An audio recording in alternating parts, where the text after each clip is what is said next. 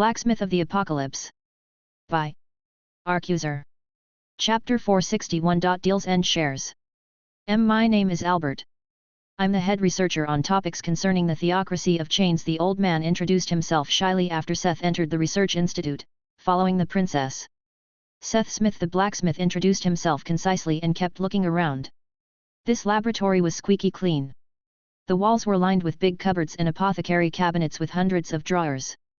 The middle of the long room was filled with several work tables for different kinds of disciplines like alchemy or enchantments. On a well-crafted stand in the center of one of them rested the staff Seth had lent them for research. Like that sword, the staff was made from one of the arms. Whereby the sword had the hand of the angel incorporated into the hilt, on the staff it was at the tip. The body was a clean metal rod and it ended in a grotesque hand, tightly clenching an eyeball. It was one of the angel's violet glowing eyes Seth had turned into the wizard staff's nucleus. Albert proudly explained their research results to him and the princess. First of all, the staff has no negative impacts on the user. The powers we were able to confirm were as follows. A 35% increase in the power of magic, which rises to 65% in the case of crowd control spells. In addition, it grants the magics of metallification, levitation, skill inhibition, berserk, and enslavement with varying chances of success. Here we wrote it all down for you, he said friendly and gave Seth a few documents. Can I take it back now? Seth asked the excited-looking older man. Of course it's your item after all. If it's not too much to ask, are you maybe planning to leave another item like this with us? He asked almost enthusiastic. He looked a little disturbed at the man. Was it really okay to leave this thing here? The people seemed to be a little too into their work. Still, he brought out the mask made from the angel's distorted face. Be careful with this one. The mask still holds the being's consciousness. There is no telling what it might do to someone that dares to wear it. Seth handed it over with a warning after pocketing the staff. All the other items had already gone through a field test and the blacksmith was sure that his own people could help complete the system's info sheet. The mask was the only thing he did not want to risk anything on. When it ended up being a cursed item with a detrimental effect, he would rather have someone else suffer the consequences. They finally left after Seth answered some of the researchers' questions pertaining to the process of smithing it. In the hallway outside, Lena took up the word. Do you have anything planned for tomorrow? It will still take some time until we have processed the aftermath. I would like to invite you and Mina and Finn to a meal in the city. Seth thought for a moment. He really had nothing planned. There were still a few things he had to deal with in Krina, but they could probably wait until later. Sure, I will speak with Mina and Finn. Thank you. Okay, I still have things to do. You don't need me to find your room, right? I can find it on my own. Go take care of your business, he answered and quickly stood alone in the hallways. He and Mina had made up some of the lost time. He had a huge meal, now he wanted to go and meet his friends. Since the other members of Mina's Mar that came along to Krina should be at the guest mansions, he walked in that direction. About halfway out he suddenly met Yvette walking towards him. She seemed a little stuffy and out of breath. He halted and waited for her to reach him. Haha! I finally found you. Did you forget already? I have to reapply the blessing. Did you already forget? She asked him. I almost did, let's hurry. The blacksmith and the beauty looked for the next best open room where they could be alone to talk. Hurry, take it out, she said hushed. An observer might have thought they were up to something nefarious, but the items Seth took out were actually the dragon scales from Kavati Kuinan. A corrosive dark smoke was released by the 7 scales he brought with him. Just in time. Quick now! Seth urged. What a pain! Just don't forget our deal, she complained. The deal she was talking about had been the only way for him to take the scale along. It was in the treasury of the Dragon Tower. He had been racking his brain to come up with a way to take along the dragon scales when he remembered Yvette's ritual in the Misty City. After some back and forth with the Saintess, he found out that although she couldn't lift the curse, she was able to use Sam Hatch's blessing to keep it dormant. This way he was at least able to touch them and take them along in the inventory. There was only one drawback. Yvette needed to use a great deal of her power to bless the dragon scales, but the blessing only helped for slightly more than a day. Which meant she had to reapply it daily. And this only allowed him to touch and store them, he could not process them into an item like this. In the end, her blessing was a way to buy time until he found a way to lift the curse completely. Until then, he would need the help of the Saintess. It was not free, however. In exchange, he promised to help Yvette in the future. The blacksmith promised her new equipment, a sky robe, and new staff. In addition, he promised to use Myanmar's influence to help her in setting up a church for Samhach in Delta. Especially this seemed very important to the priestess. It was not necessarily cheap, but nobody knew how long it would take to find a way to lift the curse. Until then she would have to reapply the blessing daily for him. On top of that, she even gave him her share of the mithril gates. Nobody contested him for the ownership of the hoard, since they couldn't have so much as touched it, if he wasn't there. This left the dragon gold and dragon silver mostly in his hands, except for Poulter's share he deserved as his helper at the furnace. It was different for the mithril gates. They had not been cursed, so they would be shared among the party. Seth was currently holding onto them, but he would have to split them up later. At that time, Seth was thinking of renegotiating everything. Yvette already left her part for him. Ellie also had little interest in a giant hunk of metal. Brock and Marcel, he could probably reimburse with equipment in exchange, and he hoped he could do the same with some of the others. Although mithril was only a rare material, how often would one get the chance to acquire such a huge mass of it? Especially since his demand for material had grown since he started working on golems. Yvette took the dragon scales and started arduously chanting for several minutes. A pale grey light descended onto the scales, slowly suppressing the dark mist until the scales became dormant again. Maybe I should simply leave the scales with you until I found a way to lift the curse, he uttered his sudden idea. Are you sure you want to leave those with me? She asked unsurely. Of course. It's not like you have any reason to run away with it. Seth wiped away her reservations. He was honest here. The Saintess had no use of her own for the scales, and she probably wouldn't find someone who gave her a better price. He also trusted her character. She was wrestling with herself before she came to a decision. Fine. I will return them whenever you want, she said confidently. Seth nodded and left the room. Mina and Finn were probably already waiting for him at the mansion. His steps quickened and he hurried to meet his friends after almost a month. Chapter 462. Joining Depravity. Yo! What greeted him was the sight of Lydia and Mike in full power sloppy couple mode. They wore baggy couple pajamas and spoke in sync. They did not even lift their lazy asses off the couch. Civilized life had corrupted him to terrifying levels. A real catboy lounging on the couch in sloppy clothes reminded him of all kinds of not safe for work fanart he knew from the internet. The beautiful woman with colorful hair did not help Seth ascertain whether this was real, or a fever dream. The others of Team 3 had been hit equally hard and a peculiar smell filled the room. All of them had their eyes glued to the TV screen. Only Mina and Finn, who had recently returned, did not fit the picture.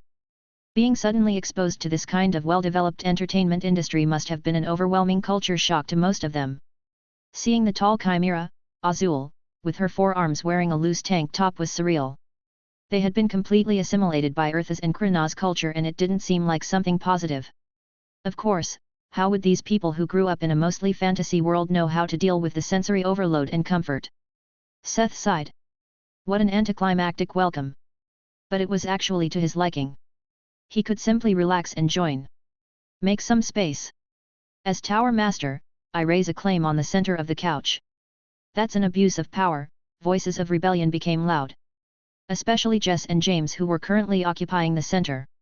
No, this is. Make space for Mina, too. Seth added when he saw the second couple. Unable to resist Seth's authority, the two had to make space for the royal couple. Taking his rightful place on the sofa, it was the blacksmith's first time to have a look at the media coverage of the evaluation. On the television were clips from the evaluation running. It was a compilation of the adventure of one of the teams in Kavati Koinan. Letting the program wash over him, Seth relaxed and truly joined the ongoing depravity. He had already expected it, but the scenes of the two titans, the zombie dragon and the core worm, fighting each other were some of the most popular. Despite being the undisputed finale of the evaluation, the fight of slimes versus zombies was not as popular. Without noticing, several hours went by in the blink of an eye. A knock on the door disrupted the mindless tranquility. Sir, a dwarf is asking for your presence. He called himself Poulter. The servant of the mansion informed Seth, who was just about to fuse into the sofa. Poulter? He already talked with his grandfather. With the audible sound of ripping, Seth released himself from the couch. In the receiving room, he found a spruced-up dwarven warrior that was put there by the servant. His beard was braided with golden pearls. His dark hair was swept back and bound into a ponytail in the back. He wore a decorative leather armor. Aside from the posh get-up, the dwarf had 2 black eyes and it seemed like his nose was broken. He also stood awkwardly as if he was in pain. "Hello, Seth." Poulter greeted him as if he didn't look like the victim of an assault. "Hi, Poulter. What happened?" the blacksmith asked, unable to look away from the broken nose. "I came to tell you that my grandfather agreed to meet with you, to talk about our business with the Ithildan. It's the best I was able to do. He wants to see you for himself." Before deciding, he tried to ignore the question. "Then these are the signs of your discussion with your grandfather?" Seth asked curiously. The dwarf sighed. "Yeah. You can probably guess, but the Ithildan business is something very serious. The argument was turbulent, so to say. I also came to ask about a date for the meeting." Poulter came down to business. "How about tomorrow?" he suggested. The dwarf agreed readily. It seemed that his grandfather was also eager to meet the blacksmith his grandson had talked about.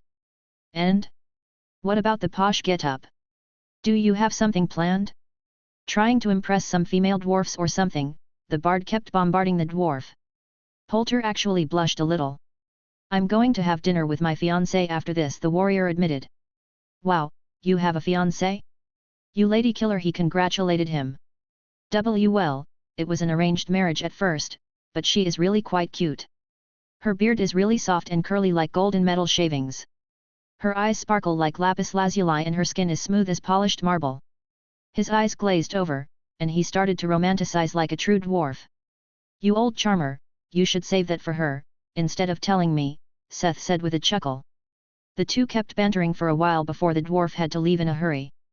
He didn't want to miss his date, after all. He watched the dwarf run off and take a taxi before returning to the living room. Abducting Mina from the couch, Seth went ahead to spend the night with his own girlfriend. The next morning was like an awakening for everyone. They had simply taken some time to realize that Seth was actually back. They had watched everything on TV. Having Ellie and Seth back in person now was like being in the presence of celebrities. The bard spent the breakfast recounting what happened during the times when the broadcast did not show him, like the Golem Bonanza in Ahaz. He also had to play the Denzi Born Comes a few times. It became afternoon before Poulter appeared at his door once again. Despite the bruises that were still visible, he was in a great mood. "Seems like your date went well." Seth greeted the dwarf in the reception room. "Haha, yes. She's a great woman and really came to like Grana during our stay," the dwarf talked readily.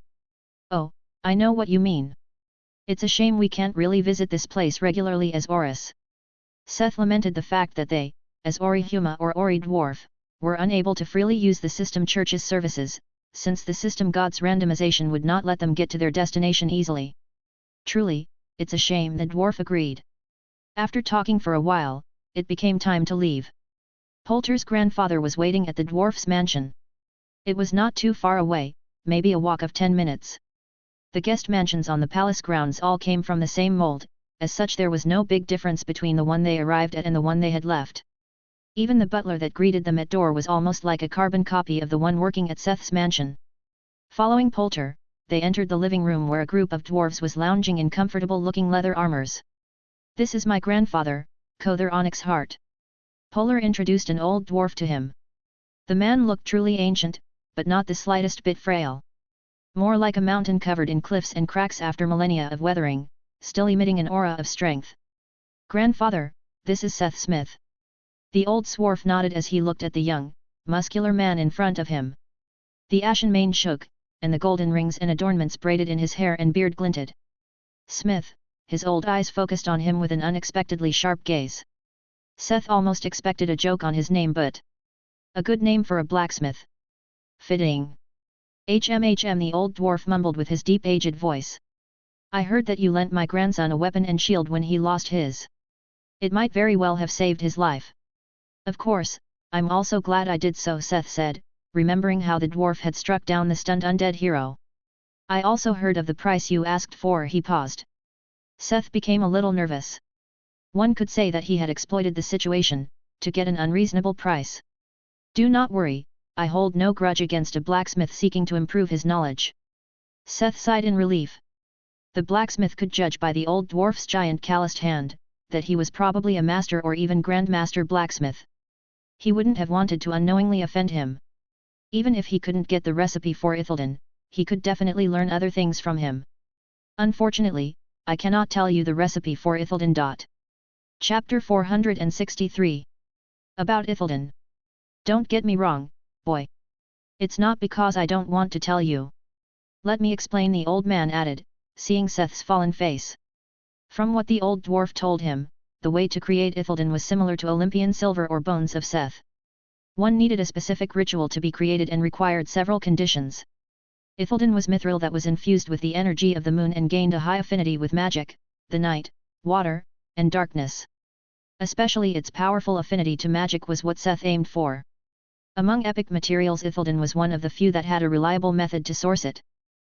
Olympian silver was a great all-rounder material, fit for weapons and magic.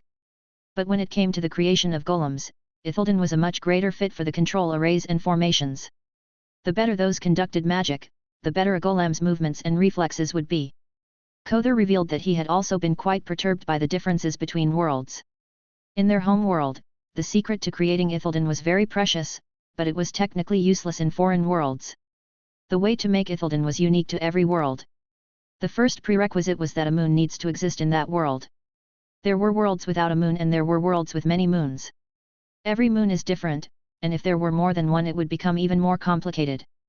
Worst case scenario, it might not be possible to create Ithildan even if there is a moon.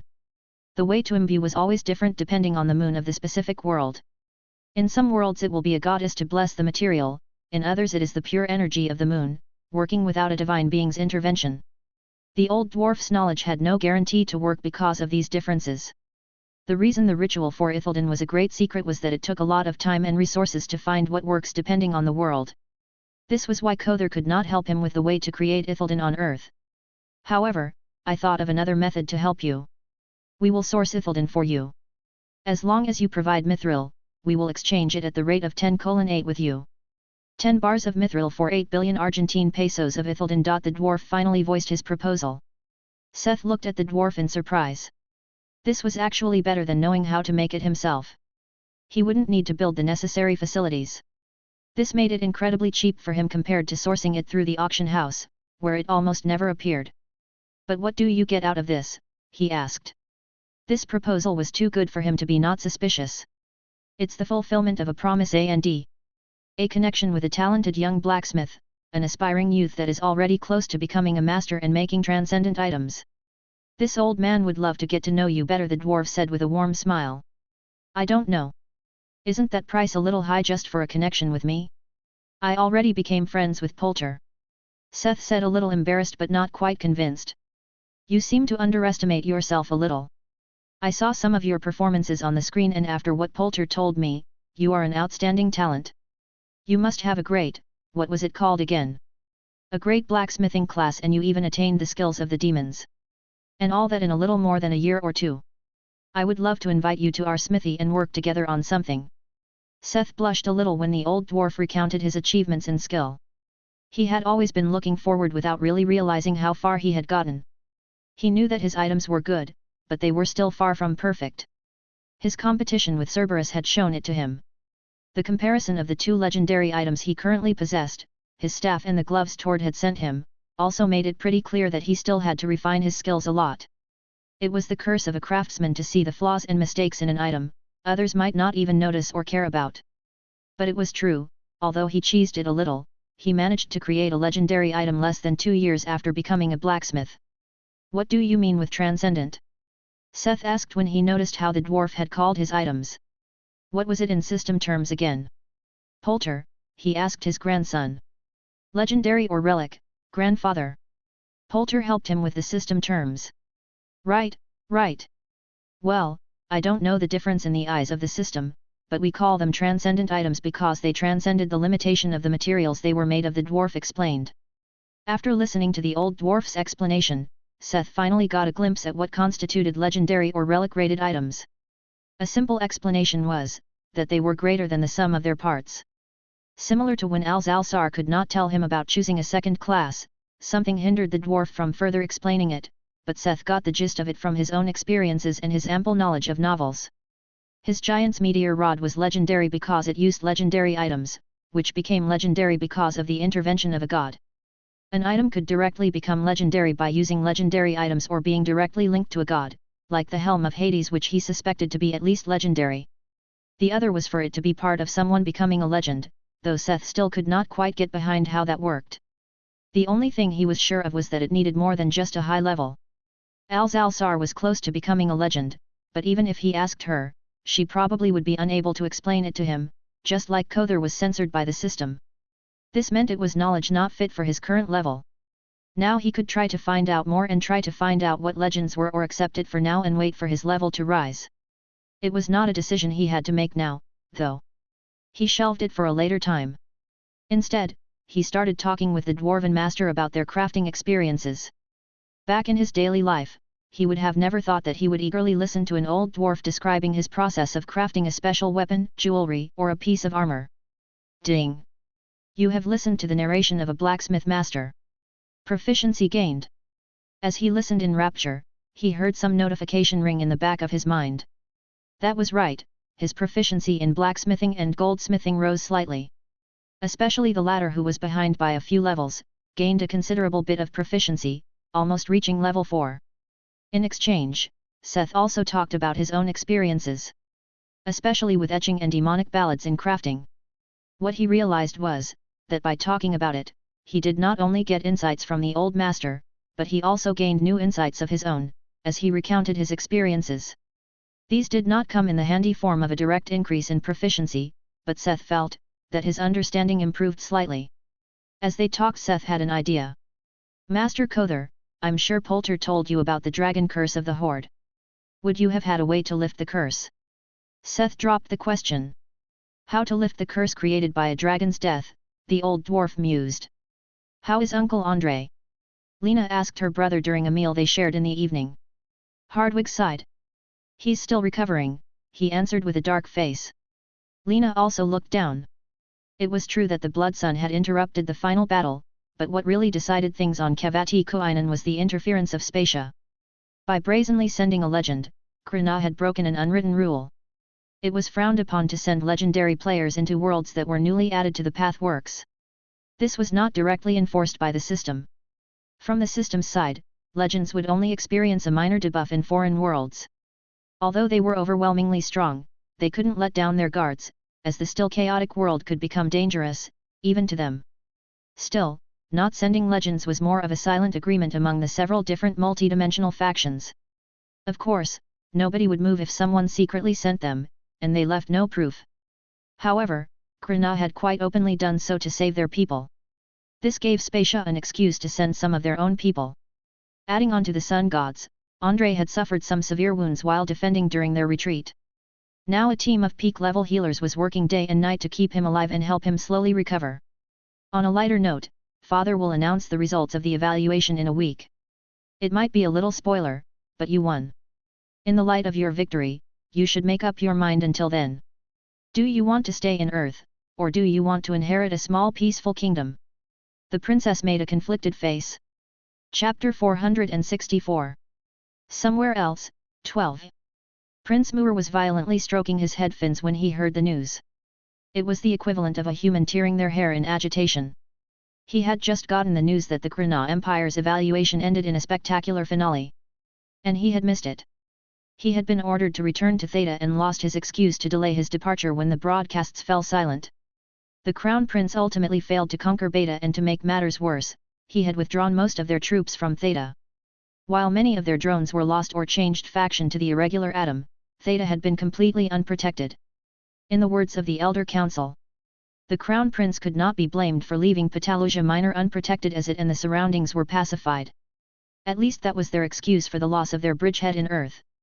Nobody knew exactly what happened, but the communication with the few soldiers stationed there suddenly broke up one day, and supply goods from Theta completely broke off, leaving the last surviving troops in Beta stranded.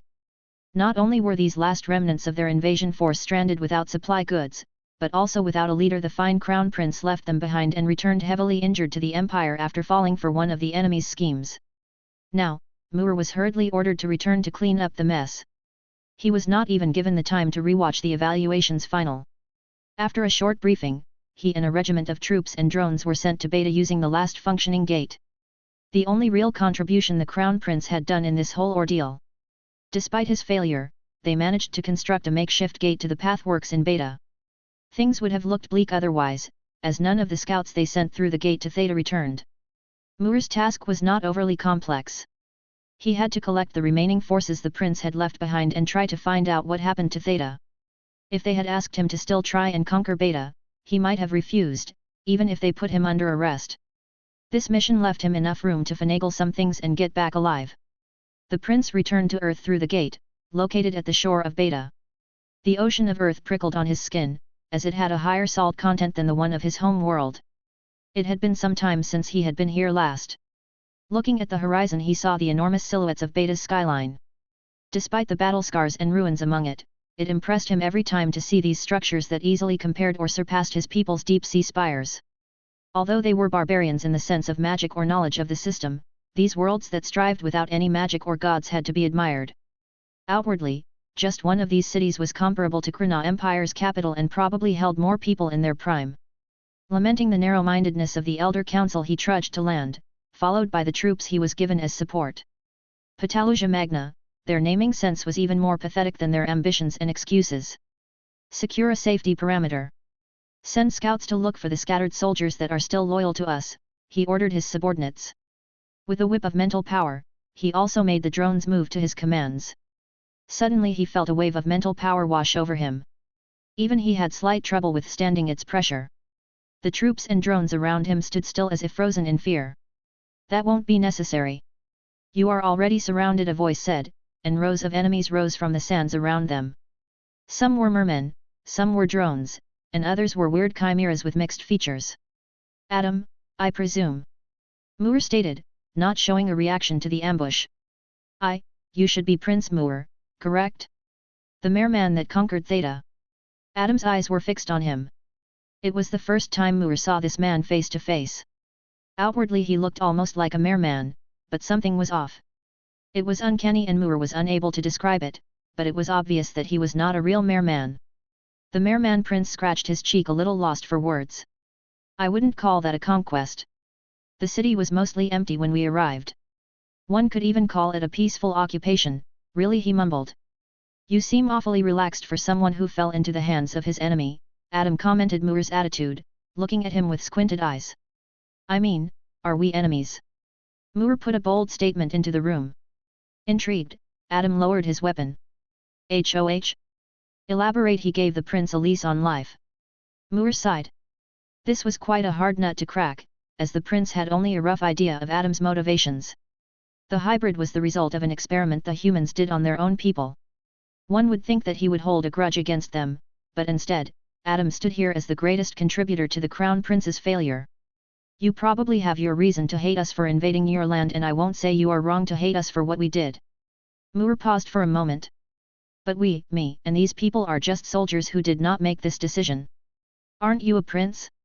Don't you think it is a little far-fetched to compare yourself to a soldier? Adam interrupted him. Muir laughed in self-irony. A prince? Yeah, I inherited royal blood, but it means even more that I can only follow orders. Do you think I would be here if I had any authority? Why would a prince go on such a mission without even a single guard? Adam observed the regiment that came with the prince, but they could not count as royal guards. The prince was speaking the truth. As the hybrid was still in thought, Muir kept ranting. If I was in charge, I wouldn't waste resources on this stupid expansion plan. It's just a way for those incompetent wrinkleheads of the council to distract from their corruption and terrible management of the state. Adam didn't know what happened, but Muir simply kept going on his own. I mean, can you believe it? That perv is over 400 years old and uses state funds to buy illegal slaves. The old coot openly promotes the people of his maternal family. I'm sure they were involved in the assassination of, and I found out they. He kept going on and on about the corruption in the royal court to the point that Adam stopped listening. And that is why I am not your enemy.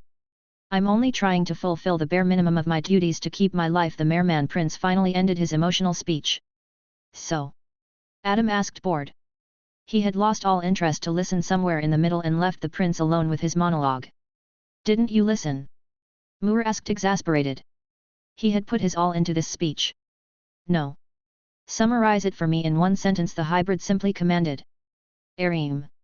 In fact, we are allies, and if you agree to help me, I should be able to help you get revenge on the people truly responsible. Moore couldn't explain the overflowing strength of the hybrid in front of him. Maybe because he had no idea what those people had done to him, to turn him into this.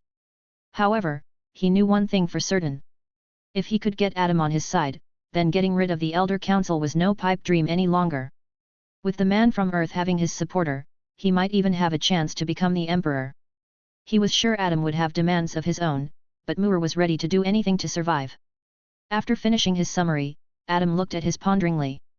I will take you into custody for now and think about your proposal, he finally said. The Merman Prince sighed. Although it was not the best outcome, at least he was not immediately lynched. He did not resist the capture and followed Adam into the city.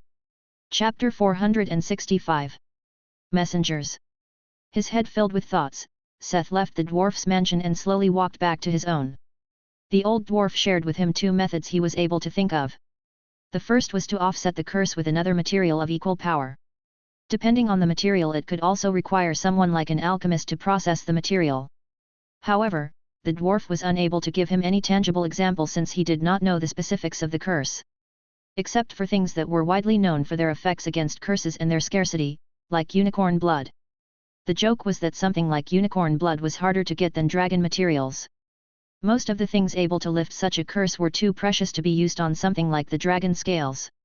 The second option was to get the help of a powerful god with a fitting domain to get rid of the curse. There were more gods than unicorns in the world and people could technically talk to them. This meant this method was much more feasible. He only needed to find a god or saint who would do it for cheaper than the price of unicorn blood. Seth looked at the skyline of Krina that lay at the foot of the imperial palace. Many spires rose from the cityscape, showing how many religions had a church in the capital. It was an option that came up during their conversation, one Seth had never thought of. The blacksmith had the partial blessing of 3 gods, but as someone who grew up in a society without religious beliefs, he had never thoughts of visiting their temples. There had also never been a chance on Earth, but it was different here. If you were a champion or a chosen one, you could have asked your guardian god. It was this comment of the old dwarf that had turned their conversation to Seth's own blessings. Kother mentioned to him that there were temples of all kinds of gods in Krina. Maybe Seth could visit the temples of Seth, Hades, or Hephaestus. It was a chance to talk to these gods for the first time, ever. The blacksmith was unsure about how he felt about the gods. Gods themselves were a foreign concept to him, though, of course, he accepted their existence. It didn't mean he worshipped them or knew a lot about them. Even if he knew some mythology, how was someone supposed to speak to a god? Maybe he would need to perform a ritual or something. On another note, he didn't know their personalities. He knew the stories, but hearing of someone's adventure and knowing them was different. Without question, he was thankful for the blessings they gave him, but would they be the type to demand thanks? Seth's old habit of expecting the worst of people came through. He only knew gods from pop culture and novels. Because of that, he did not have any high opinions or expectations of them. Especially not the Olympian gods or Seth. They already didn't have the best reputation just based on their original myths. The blacksmith was thankful, but not thankful enough to throw himself into the dirt or kiss their feet. Seth had a healthy amount of confidence in the fact that he already did well even before gaining a god's handout. Maybe he would not have advanced as quickly, but except for a few instances, he did not feel like he owed them anything. Then again, he was going there to ask for help. Lost in thought, he walked back to his mansion where he encountered an exhausted messenger from the imperial family. The man was arguing with their servant when Seth entered the premises. The moment the messenger saw Seth, he charged at him. I finally found you. I guess you won't be bragging to Kali about our little blacksmith.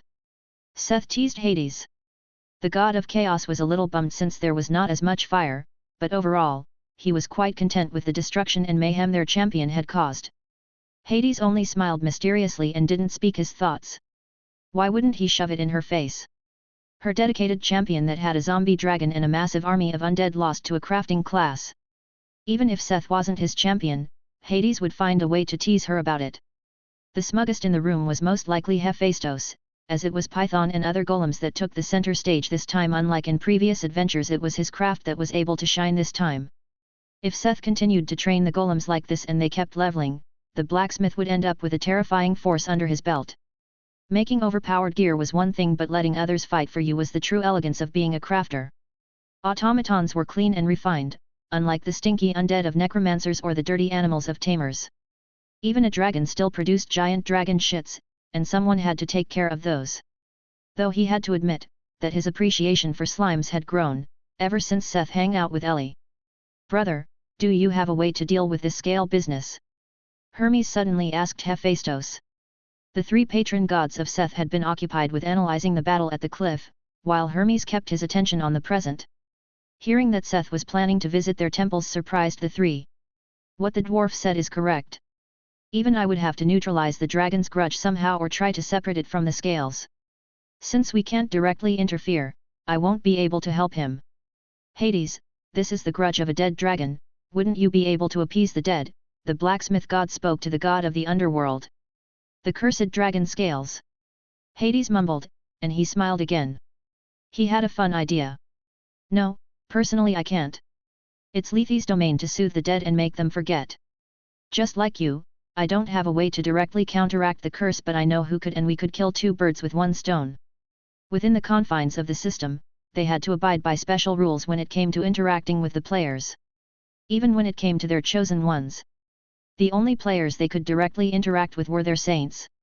If they wanted to directly help or communicate with a believer without the medium of a skill, it required an equivalent quest to be fulfilled.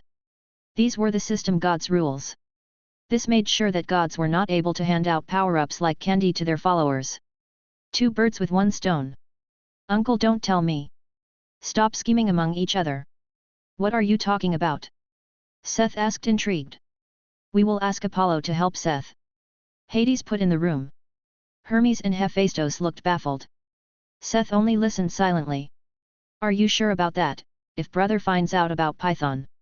Hermes mumbled uncertainly. That is exactly the reason why we ask him. If he finds out on his own, he might do something stupid, but if we explain everything to him, he might even come to like our little blacksmith instead of antagonizing him. Hades explained, living up to the role as the responsible of the three brothers. Hermes fell silent as he thought about the proposal of his uncle. Among them, he probably knew Apollo the best, and Hades was right.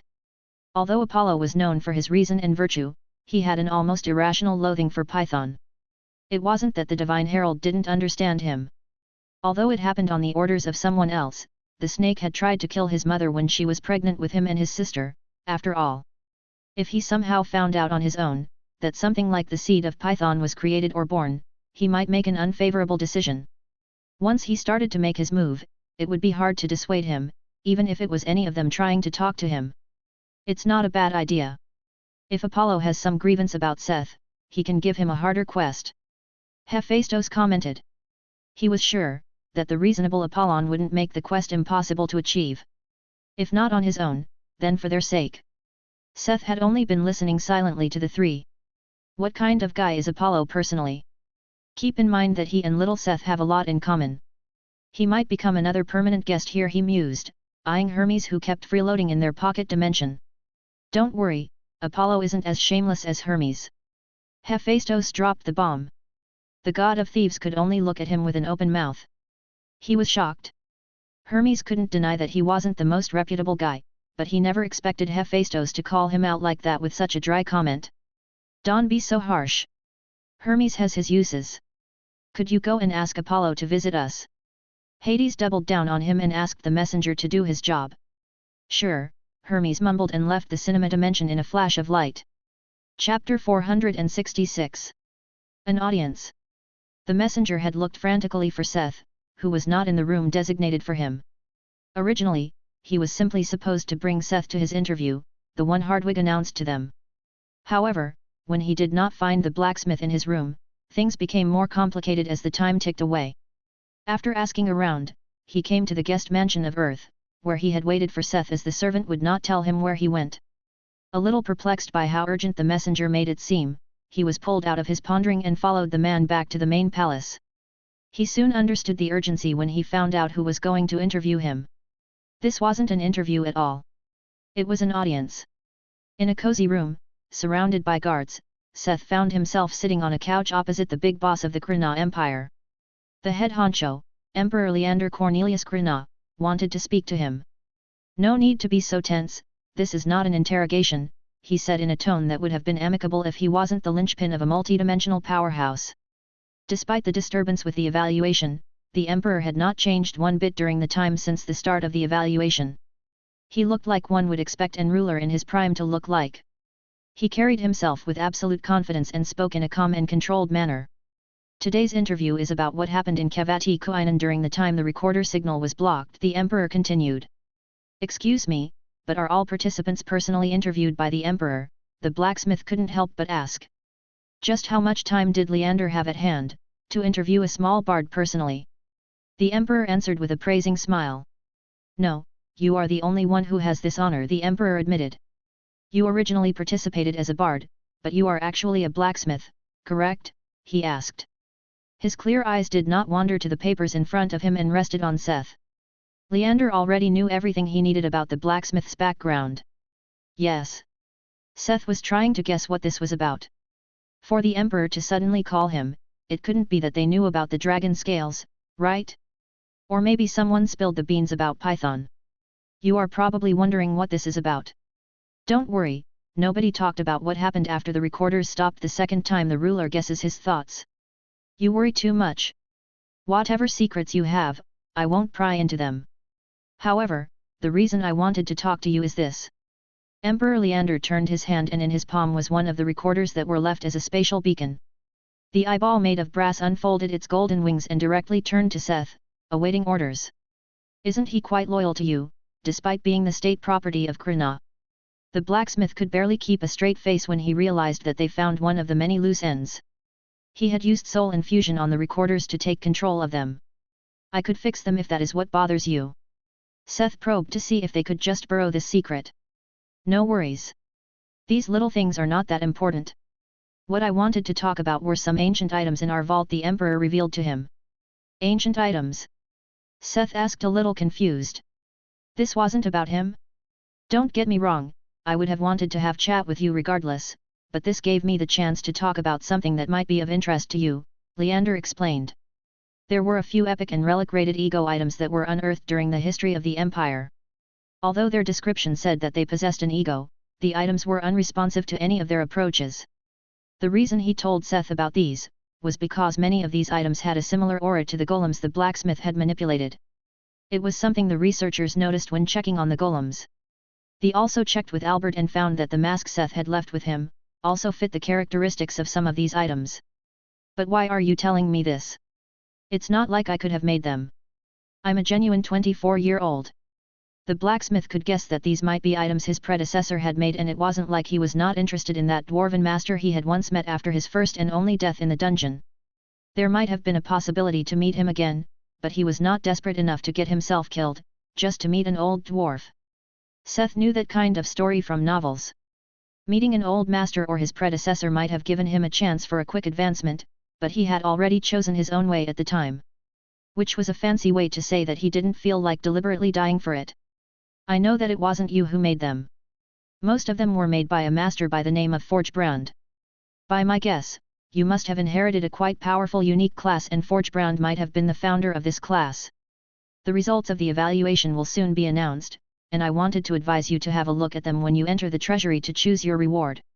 You may not yet understand why I'm telling you this, but it may have greater importance than you think in the future," the Emperor hinted mysteriously. Although Seth never liked people that spoke in riddles, he could feel that the Emperor advised him with genuine goodwill. He was inclined to give it at least a chance and look for those items when he really got to enter the treasury. "But why are you giving me such advice?" Seth couldn't help his doubt. "Oh, that is quite simple. Citizen retention. A talented blacksmith is a great asset, and I hope that you come to like our empire and keep working with us in the future," Leander said, half joking and half serious. This was the approach of the Krna Empire to grow and retain players across worlds. Competent rulers, happy citizens, and general goodwill to a certain degree were their recipe for success. Up to now, Seth had thought it was propaganda, and he knew that not everywhere was like that, but the Emperor convinced him that at least he meant no harm. They only talked a little more briefly about roughly what happened in the fog before Seth was allowed to leave. Once the blacksmith was gone, Your Majesty, do you think he has the potential? The leader of the Imperial Knight Order stepped out from the shadows from where he listened, dressed as a simple guard. Leander mused for a moment. As the Emperor, he obviously had the ruler's appraisal, which grew with the might of one's territory and allowed him to see the skills, stats, and potential of subjects. Despite his power and skill, roughly half of Seth's skills had been obscured even by his probing eyes. Less powerful skills might not even register the existence of half of the blacksmith's skills. That even Leander could only see that they were there, but not know what they did, meant it had to be skills bestowed by a god. The skills of chosen ones often came with a divine aura that would hide or censor them from the effects of appraisal skills. I can't tell for sure, but the chances are high, the Emperor answered, deep in thought. Then should we allocate some support? The leader asked. No. Leave it to Lena, if she chooses to stay in Delta. Otherwise, let him go his own way. It will be better like that. The Emperor was convinced that Seth would reach greater heights if he did so without their help. Chapter 467. Good days. Seth was thinking of what the Emperor had told him. When he advised him to take a look at the items of his predecessor, did he mean that Seth should try to find out more about the origins of his first class? Surely, there was merit in that, though Seth lacked the motivation to give it much thought. He had more than enough stuff he had to delve further into already. He had just started to find interest in the musical side of his second class. He had just started exploring the possibility of linking the music itself with the soul arts and the blacksmithing. Subliminally, Seth was bothered by the fact that his items were not comparable to the work of a true master like Tord. His work still lacked in execution, and Seth wanted to further explore the basics. After hurrying to reach a height, he now had time to put in actual practice. As he walked down the hallway, he made a quick visit to his room, where he found an unexpected visitor at his door. Fianus the bandit woman was standing in the hallways, wearing loose everyday clothes instead of her bandit-like leather armor. Are you looking for me? Seth asked the rough tomboy. Is this about my offer to join me and Mina? He asked, thinking of their little exchange back in Kavati Kuinan. Although Fianus was on the more muscular side, Seth didn't mind a toned woman for some blanket wrestling. Despite not looking like one of the innocent kinds, the mountain brigand blushed furiously. But maybe it was just because she was more used to being on the aggressive side. And no, I didn't come here because of that. I wanted to ask about those weapons you lent us, she opened up. Seth had given her the twin daggers he made from parts of the angel's head for the final fight. Now, the daggers she originally used to use felt cheap in her hands. As epic items originating from dungeons, they were in no way cheap, but they couldn't compare to the angel gear. Could I maybe purchase those daggers from you? She asked with big doe eyes. Having a muscular girl acting cutesy didn't fit, but was an intriguing combination. However, they are not for sale. However, we could talk about commissioning a pair of new daggers for you. I'm returning to our guest mansion, do you want to come along and talk a little more? Unlike what it might have looked like, Seth did not intend to pick her up. Of course, he wouldn't mind, but it was not the objective. The blacksmith followed the example of the royals he saw at the brunch. Didn't Lena say that people were scouting? It meant as long as you could convince someone, they were up for grabs. Fianus could become a good addition to Minasmar if she fit in with the rotten bunch that was currently loafing around at the mansion. Delta was a city located in a high mountain range. Fianus could shine as part of their expeditions to establish the trade routes to Y City. Coming back to the mansion, Fianus was quickly assimilated into the lazy glob that had formed in the living room and started a drinking contest with the others. The bandit woman was a powerful drinker and emptied their alcohol storage almost on her own. They didn't get much of a chance to talk about a commission, but the scouting was going well. When Seth woke up with a heavy head during noon the next day, Fianus was already gone. She escaped, chuckled Mina beside him. Seth couldn't help but laugh along. When the party slowly ended during the night, the bandit had scraped together some sense and quickly ran off. It seemed that Mina's advances had scared off the shy animal. Still, they had gotten along quite well. Fianus didn't seem to have any great attachment to her home. Chances were good that he could scout her for Minasmar if he dangled better equipment and salary in front of her eyes. Oh yeah, before I forget it. Princess Lena wanted to meet with us and Finn to wander around Krina. Wanna go? Seth asked the beast woman. Princess Lena? Of course, she agreed happily. There was no reason to decline. There was a glint of excitement in her eyes, at the thought of using the Imperial credit card to go shopping. Seth saw himself carrying a bunch of bags in the future, and that was what happened. Things moved quickly, and later that day he was following the 3 girls with a bunch of bags in his arms. They were not fit to put in the inventory, so they had to carry them the traditional way. Or rather, Seth had to. Although he was in the rather passive role of a porter, he found that it was actually quite fun to spend time with Lena. He had originally gotten to know her as the serious and capable princess and an acquaintance to Mina and the others. It was his first time spending some private time with her, and he found her quite sympathetic when they didn't have to deal with business. "Shall we get to the main event?" the princess suddenly asked. She had led the group to a vicinity slightly outside of the bustling city. There were a lot of stately buildings around, that had more of a business flair. "What's the main event?" Finn asked excitedly. She had a lot of fun shopping and eating all day long. "It's actually something for Seth," Lena revealed, prompting the bard to find a gap in the bags to look at her surprised. "For me?" he asked. He had already surrendered to being their pack mule and didn't expect that there would be something for him in it. "Yes, didn't you ask about the shares in the broadcasting? I arranged a meeting for you with the president of the broadcasting station," she explained and pointed at the building they had stopped at. It wasn't the biggest or newest building on the street, but it was still a little impressive. The princess swaggered it and told the receptionist their business. Hearing what they wanted, the lady hurried to inform her boss while another employee brought them to a meeting room. They didn't wait long for a nervous, sweating man to appear in the room. I am Sean McLeary and I'm the channel director. It's nice to meet you," he introduced himself with a deep bow. "Ah, I'm Seth Smith," the bard said, a little baffled, as he wasn't really prepared for something like a business meeting during their free time. "The Tower Master of Minas Mar, the princess has already informed me that you also represent Ellie, the slime rancher. Can I say what a great honor it is to meet someone of your standing?" Although he was sweaty and nervous, he still knew how to fawn over a client. Seth didn't really get the chance as the man scrambled to bring out a few papers and put them on the table in front of the blacksmith. "This is our offer for the way to split the profits of the broadcasting rights of your recordings." The bard took the papers and started reading through them and couldn't believe the offer. The channel was ready to hand over 85% of the proceeds from the various broadcasts and transformative products based on their recordings to Minas March. This was their price without any negotiations from Seth. He couldn't even find any hidden clauses. Despite not finding any himself, he would have wanted to hand it to Mary before signing something like this. Sean saw his surprise and doubts about the contract and quickly added an explanation. "Actually, the princess's people already negotiated the contract details with us the last few days." He looked at Lena, a little nervous, who simply kept smiling a calm smile. It somehow unsettled him even more. Seth glances at the princess. Since when was she so proactive in doing him favors? They already had a good relationship, it couldn't be only to get in his good book. Or was this a test? "Please accept our humble offer," he begged and interrupted the blacksmith's thoughts. He glanced again at the princess, who nodded assuring this time. "Okay, let's go with this then." He shrugged his shoulders and signed the contract. This was his way to show that he trusted the princess. They exchanged bank accounts, and with this, the earnings of the broadcasting station would flow directly into Minas Mar's account at the system bank. When they left, Seth took a deep breath. He felt a weird relief or accomplishment from finding another money source for Minas March. It would take some time for people to grow bored of the fight scenes from Kavati Kuinan, and thanks to Seth, they had a monopoly on it. The group spent the rest of the day visiting a theater and eating dinner at an expensive restaurant. It was simply a nice day. Seth wouldn't mind if every day could be like this. It was a good goal to make the future full of such days.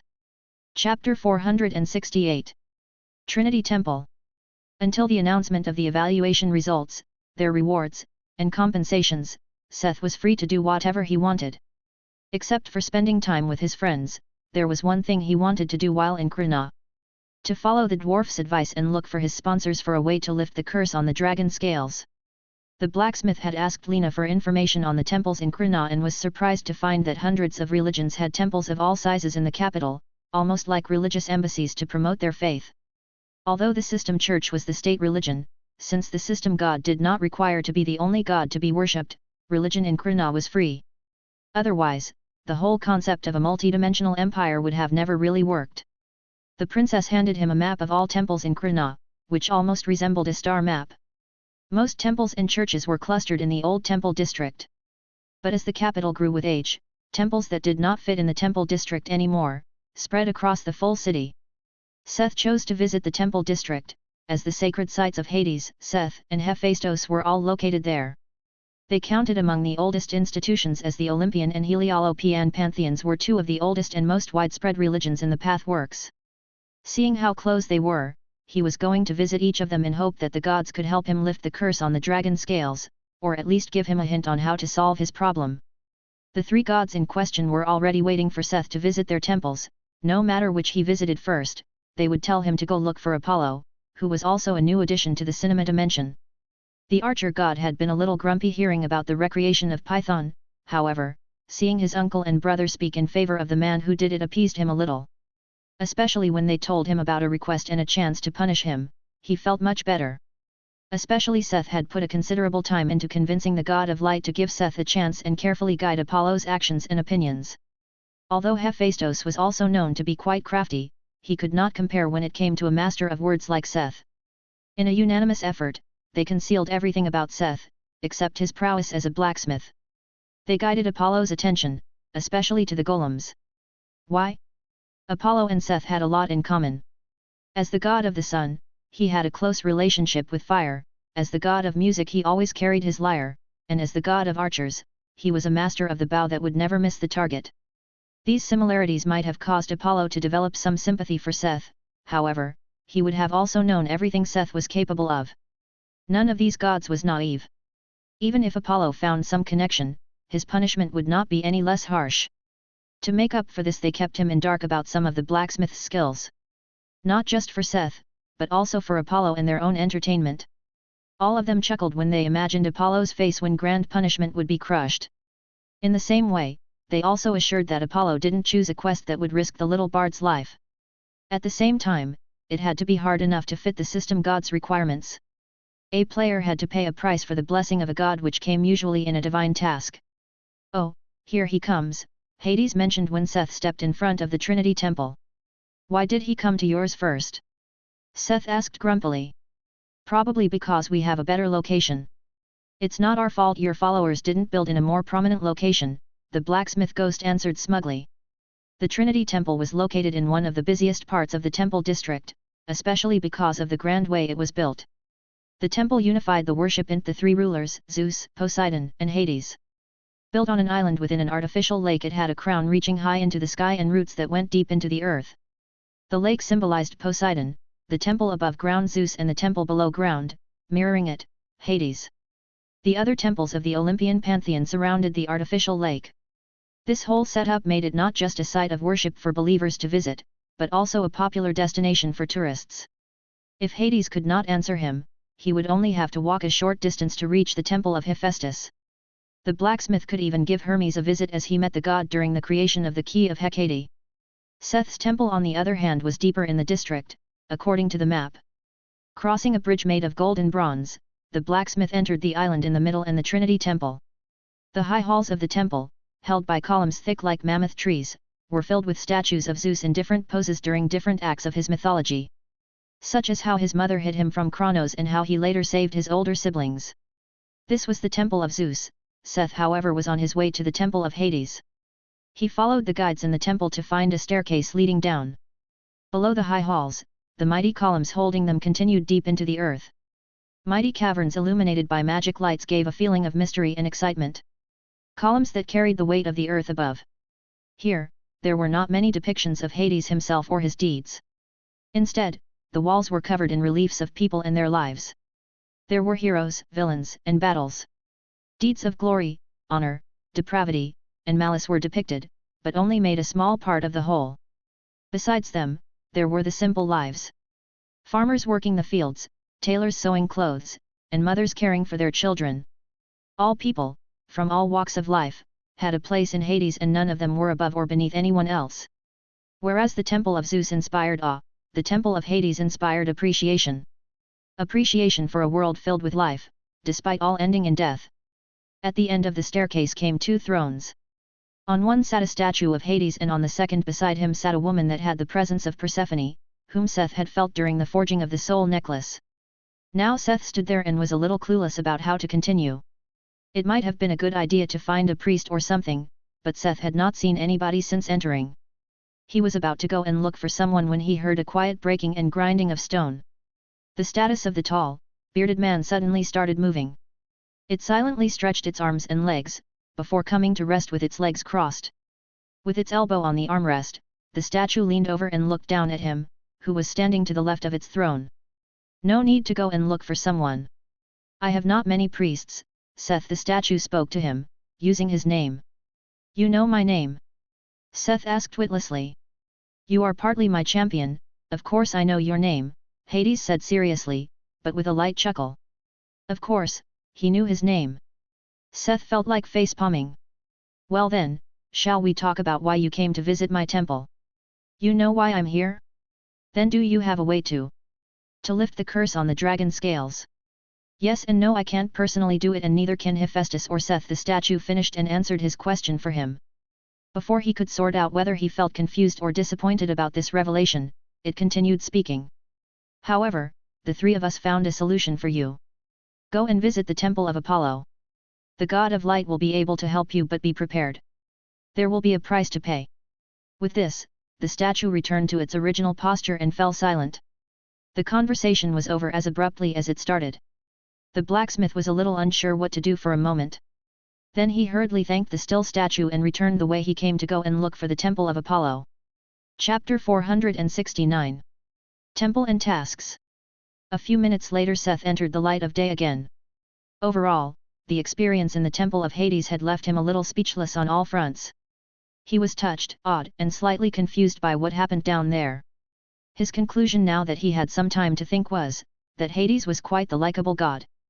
Despite the little image problem, the god of the underworld neither acted imposing nor overly arrogant. He even helped him in a quick and concise manner. Since the three gods had seemingly put the effort into it to smoothen his way, it would have been disrespectful not to visit the temple of Apollo and see what price there was to pay. Previously, there wasn't a whole lot that Seth knew about Apollo. God of light or the sun, music, and archery, that was about it. He didn't have a connection with this god, so he had not looked up anything about him. That was until the pseudo-swamp dragon matriarch turned into Python. The blacksmith knew that it was originally Apollo who ended the original Python's life. The myths talked of many different reasons and ways it happens and consequences it had. However, what was always the same, was that Apollo killed her. On his way to Apollo's temple, he kept worrying whether this would have any consequences for him. He couldn't know whether the god had a way to know that he made something like a licensed copy of Python. Would he be angry if he found out? Did his sponsors know about this when they sent him over? He started doubting their good intentions. However, there was nothing he could do about it. If Apollo had a way to find out about it and got mad, he would find Seth one way or the other. The good thing was that gods were not allowed to interfere directly with players. Even if he did, there were still the temples of Hades and Hephaestus close by. Maybe they could help him if things went downhill? Because of these thoughts, he felt a little queasy when entering the temple of Apollo that was among the ring of temples surrounding the artificial lake. The hall of Apollo was very similar to the temple of Zeus. Statues and mural paintings depicted the history and deeds of the sun god. Have you come to pray to the Lord of Light, young man? And the priest asked with a friendly smile. Ah, I think so. Seth answered, still unsure about the conventions of religions, which seemed to randomly change from belief to belief. Well, why are you here? Are you looking for cleansing? Or are you maybe an archer or a musician looking for a blessing? The priest offered their business options. Seth seriously thought about it. He used to bow but wasn't really an archer. He was a musician, but this wasn't why he was here. Cleansing was probably the best option. I'm probably here for cleansing. You don't seem quite confident in your answer, the priest calmly commented. In the end, Seth thought it might be easier to just explain it. Well, actually I wish to lift the curse on an item and another god told me that Apollo could help me with it. The priest's eyes widened. Another god referred you to come here? Follow me, he said after a moment of thinking. The priest went ahead, not caring whether Seth followed or not. Walking behind the priest, he led the blacksmith to a smaller room with a statue standing on a chariot. It had a similarly divine aura that the one of Hades and Persephone had. If you really have an appointment, then I will leave you alone then, the priest suddenly said and scurried off. At that moment the statue made the same sound that the one of Hades did. The arms that were holding the reins of the horses slowly lowered and the stone eyes of the statue looked at him. it really is you. The blacksmith that recreated Python, the statue said with a slightly displeased frown. Seth inhaled sharply. How did he know that? Don't worry. I have already talked about this with Uncle, Brother, and Seth. My task will incorporate my punishment for your deeds. Task? Punishment. Yes. If you can complete this quest, I will cleanse those dragon scales for you. It is the price. As an avid fantasy and mythology enjoyer, he quickly understood what was happening right now. This was a quest. An actual quest. Like the Odyssey or the search for the Golden Fleece. So, this was what they meant by a price. Adding to this, what he came to know as a player in the system, he could also guess the reason why a quest came as the price. This was a way of entertainment to them, well, for Apollo it was also a way to punish him without offending his sponsors. What is my task? Seth asked the god of light. I will send Hyperborea to your world. Your task is to locate Hyperborea and find the giant scorpion that once fought Orion and subdue it. Ding! A quest has been triggered. Quest, subdue Scorpio. Difficulty, S. In the far north of Earth appeared a mysterious island. Located on this utopian island resides a terrifying beast. A giant scorpion immune to all weapons and known to have fought and hunted the Titan Orion. The god Apollo has given you the task to travel to Hyperborea and subdue the beast in exchange for a blessing. Will you accept this task? Requirement, subdue Scorpio. Rewards, cleansed dragon scales? Just so you know, this is a courtesy because of your patrons. If you don't accept the quest, I will still punish you, the god told the deliberating blacksmith. Seth promptly accepted the god's quest. It didn't have a time limit anyways, so he could take his time to think about it later. Good with this, the god once again turned to lifeless stone. They were really not the type for long goodbyes. Seth was simply left standing there with his own considerations. Well, he had a way to fix the scales. All it would cost him was a round trip across the continent and a fight with a monster immune to weapons, yay! With one worry more, Seth got back to his friends, and they spent the rest of the week lazing around. The bard had decided that his remaining time in Krna was a holiday, and he would worry about this when he returned. A few days later, there was the great announcement that the results had been tallied and there would be an award ceremony. Over the last few days, there had been many shows finally explaining to the public what happened during the evaluation. Well, the Empire's version of what happened. In this version, everything obviously ended in the heroic victory of the evaluation participants. It was better for publicity. As such, the clips Seth had filmed were quite popular among the people of the Empire and earned a lot of cash, as everyone wanted to use them for news or reportage. Although Seth treated it as a holiday, Seth also used the time to browse the Imperial Library for information. Because of course, the Krna Empire had a vast library of knowledge collected from many different worlds. He focused on the stories of Apollo. To say it simply, Hyperborea was the land Apollo would go to make a vacation. The land was described as a kind of utopian island, and nobody truly knew where it was supposed to be located.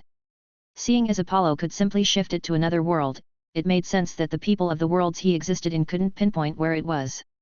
He also read into the stories of Orion. He was a Titan known to have great skills in hunting. He had an ambiguous relationship with Artemis, and there seemed to have been a few people that wanted him dead, such as Artemis, Apollo, or Gaia. What had most of them in common was a scorpion summoned by Gaia or Apollo with her help, that was immune to Orion's attacks. The stories differed depending on the sources, and Seth couldn't find anything more useful than he already knew. Except for one thing he realized when he also looked up Apollo's story with Python. Python was a child of Gaia, and she was furious when Apollo killed the giant snake. The god of light had to pay reparations and honor the beast to appease her. What Seth realized was, that Scorpio was also a child of Gaia, and the quest was specifically worded to subdue the beast. Not kill it. This convinced the blacksmith that he not only had to fight a monster that was immune to weapons, but he also had to defeat it without killing it. Otherwise, Gaia, who was nice enough to bless Python, might get angry at him. Seth couldn't help to think, that he had avoided a hidden trap within the quest. Even if he had fulfilled the quest and calmed his relationship with Apollo, had he witlessly killed Scorpio, Gaia would have had a greater grudge against him than the sun god. This way he leisurely spent his vacation until the day of the award ceremony. Chapter 470. Awards and Evasion. In the days up to the award ceremony, more people kept visiting their mansion. Poulter would come by regularly, and Phaenis had become a regular guest. She got along well with Team 3 and was almost part of the team, already. They had not put it on paper yet, but it was promising. As a kind of surprise one day Elsa stood at their door, with a slightly disgruntled Marcel behind her. The ice magician looked uncharacteristically shy when he met her in the salon. "How can I help you?" he asked after a short greeting. "I wanted to thank you for saving me back then," she said insecurely. She glanced at Marcel, who sighed. "I also thank you for back then, and I'm sorry for holding a grudge against you. In the end, it was the right thing to do," he said laboriously. It didn't seem like he was completely over the fact that Seth had technically killed his girlfriend in front of him. However, it was a start. Seth didn't hold any misgivings in the first place and graciously forgave them. The blacksmith knew that they were close to Brock, who had his own guild, and they would probably join the Boulder Guild. Still, he offered them, too, to join Minasmar if they looked for a place to stay. A Team 4 might not be a bad idea if he could collect more high-level members like them and Phaenis. In between spending time looking up information, he spent time with new and old friends until finally, the day of the ceremony came.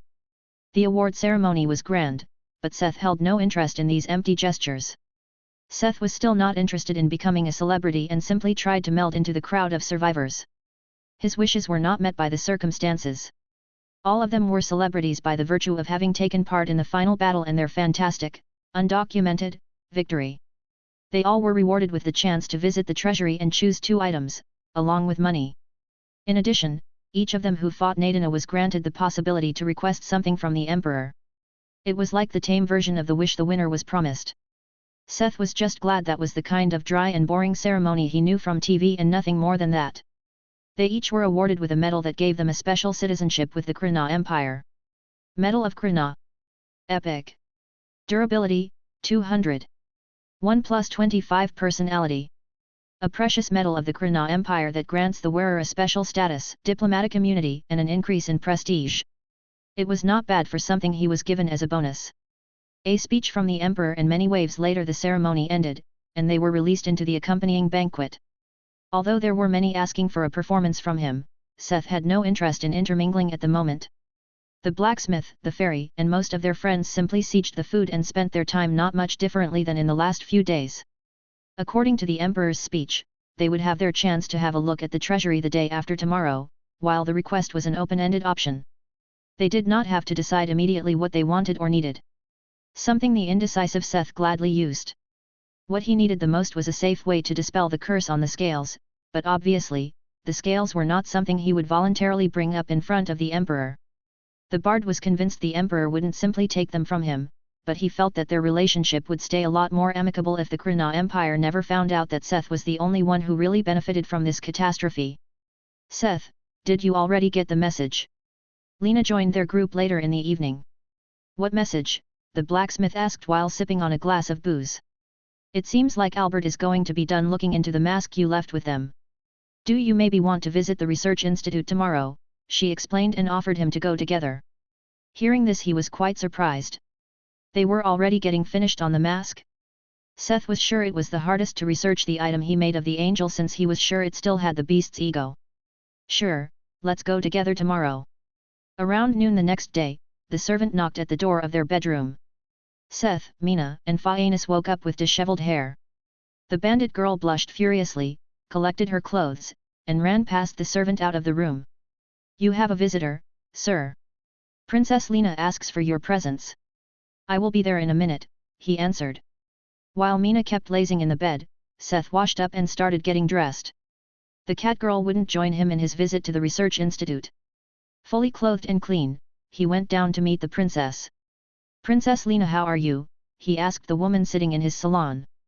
She was wearing a formal uniform like that of a night order. "Great. Are you ready to go to the institute?" she asked enthusiastically and got up. Seth agreed and they got on a carriage to the institute. When they entered the building, they saw a few researchers hurrying past them, so preoccupied that they did not even notice the princess.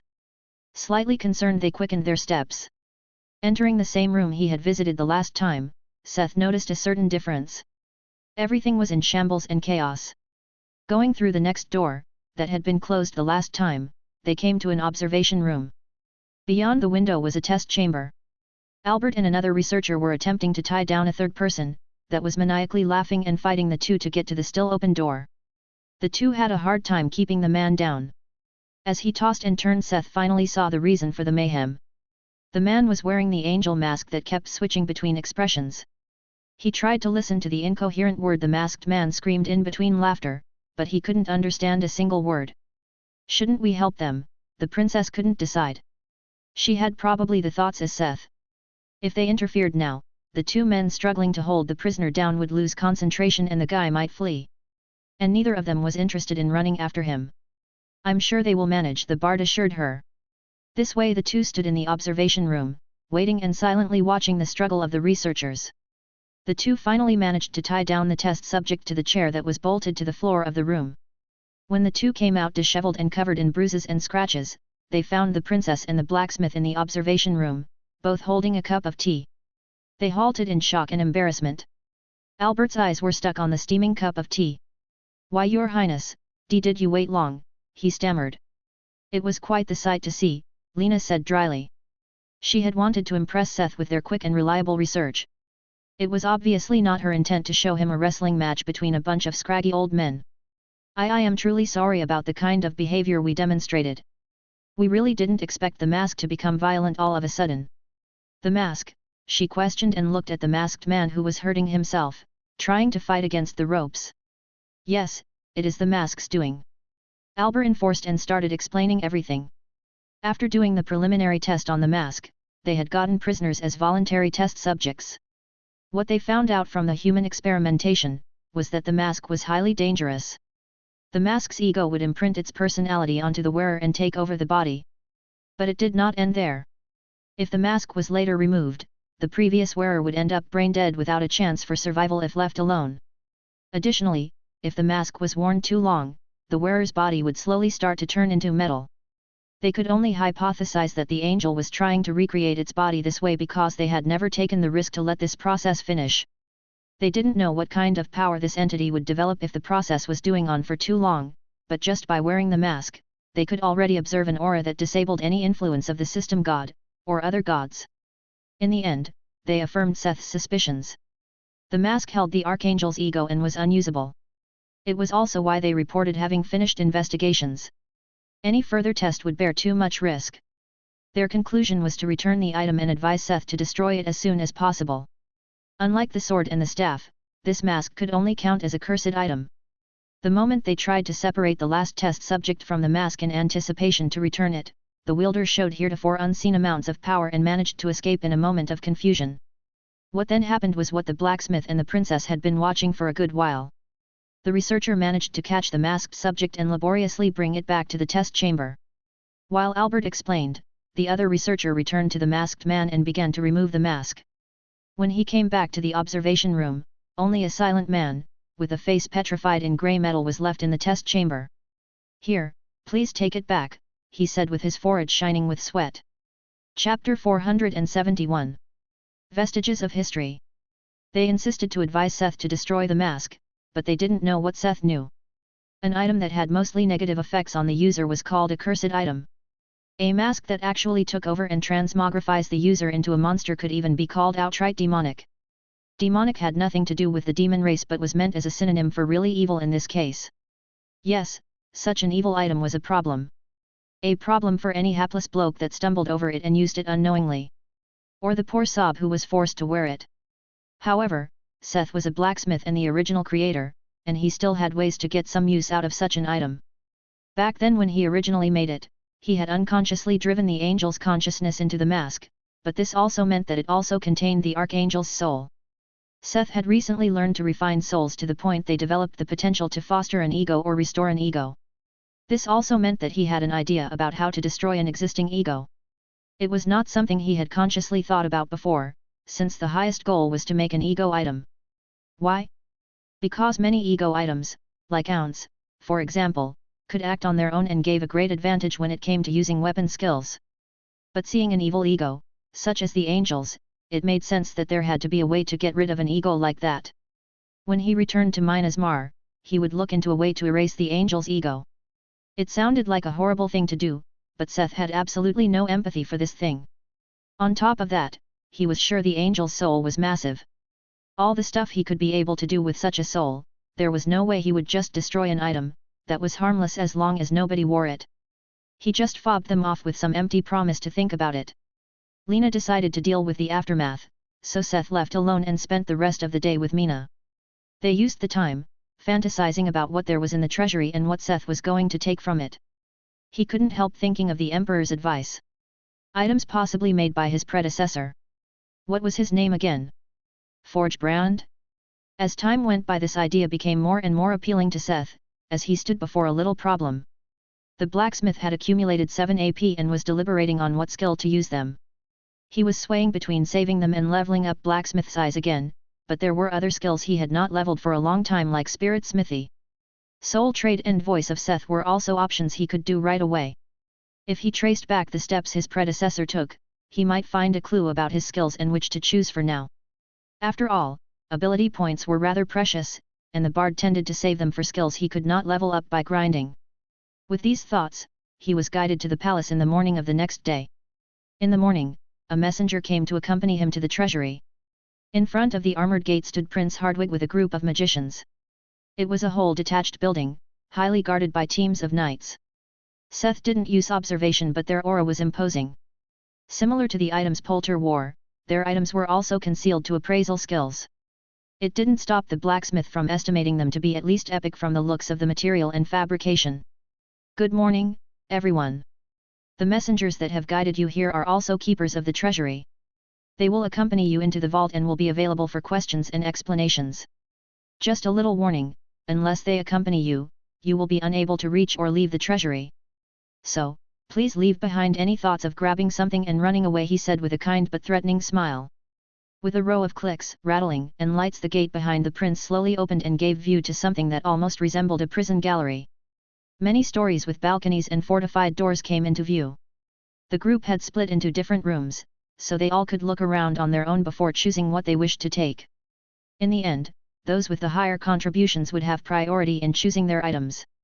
This place housed special artifacts and items like an art gallery or a museum. Behind the fortified doors were rooms filled with showcases. Seth felt like entering the in-game mansion of a gamer who followed the compulsion to display all the special, unique, and awesome items he looted from all over the game. It made Seth a little puzzled, as this seemed like a rather unsafe way, considering the kinds of options the system could enable people to accomplish. He was sure there could be something like a pocket dimension only accessible to the Imperial family or something similar. When he spoke to the man beside him, the keeper nodded at his question with a smile. That is true, and the truly precious items the Empire cannot bear to lose are stored in such ways. However, there is a logical reason for this treasury. This, and similar buildings like the Great Library, give prestige to the territory. Prestige? Seth asked. He remembered that the medal they were given had also something to do with prestige. Seeing his reaction, the keeper kept explaining. Don't worry, it's not weird not to know about prestige. It is an attribute most needed by classes that deal with ruling or nobility and increases governmental skills. That's why many valuable items are on display in this manner. Satisfied with the explanation, Seth nodded and followed the keeper through the building. Although the most valuable things were not kept here, it did not mean that they were stingy with the things on display. The treasury was even more affluent than the dragon hoard he visited. There were even many legendary items, though some of them came across as weird to the blacksmith, as not all of them had imposing or world-shattering effects. Fork of Horripilation. Legendary. Damage, 2. Durability 220. 1. You are unable to use mana. 2. You deal 2 damage disregarding the opponent's size, skills, attributes, or armor. 3. Incites the urge to fight something big. Created by a mad god affectionately calling it Forky. During the history of the Fork, many legends followed the god's trial to use the fork to kill a specific kind of tentacle monster. It slightly smells of roast beef. At first glance, this item was absolutely useless or even cursed, but at second glance it meant that almost all opponents were the same, to the wielder of the fork. Still, it seemed kind of cheap to him, that this was a legendary item. Again, he realized that the rating of an item was not always proof of its power. There were not just items of his own expertise or those to wear on display in the various rooms. Special books and grimoires that could improve the power of a magician by carrying them. Mysterious materials like crystals, ores, and plants that featured special abilities or effects because of enchantments or their own history and environment. Miscellaneous seeming artifacts that could give small buffs or great buffs by even possessing them, like a coin, a special lighter, or even something like a desiccated best paw. It really opened Seth's eyes to how weird the world truly was and that there were much more than just items that could improve someone's power. All the vitrines had little etiquettes that described their abilities, effects, and some of the history the Empire knew about. His guide was also often able to give additional information. In the third room, Seth finally came across the first of the items Emperor Leander mentioned. Spear of Bitter Mercy. Relic, Ego. Damage, 2200. Durability, 2500. 1 grants magic immunity on thrust. 2 summons the Storm Elemental series for 1 minute. 3 plus 20% resistance to lighting attribute damage. 4 plus 20% resistance to wind attribute damage. 5 plus 500 additional lightning damage on attack. An Ithildan spear created by craftsman Forgebrand, who went on to become a master. Created to kill a malicious elemental. Forgebrand used mysterious means to grant the elemental Bitter Mercy to be summoned to the wielder's aid. Requirements: acknowledgement of series or Forgebrand's approval. Chapter 472. Vestiges of History, 2. Just seeing the spear, Seth immediately recognized the technique to use soul infusion. On the spear itself and the soul within, he could recognize parts of the golem formations he had learned from the golem artisan skill. Even the summon elemental effect of the spear was similar to Seth's token he had been able to use to summon Alzalsar to his aid. The enchantment that granted magic immunity was an eye-opener to Seth, as it was completely different from the one for magic resistance he knew. The spear used the properties of Ithildan to suck up and disperse the magic surrounding the wielder. The ordinary magic resistance did something similar in that it worked like a membrane that made the surrounding of the user either less conductive to magic or redirected it.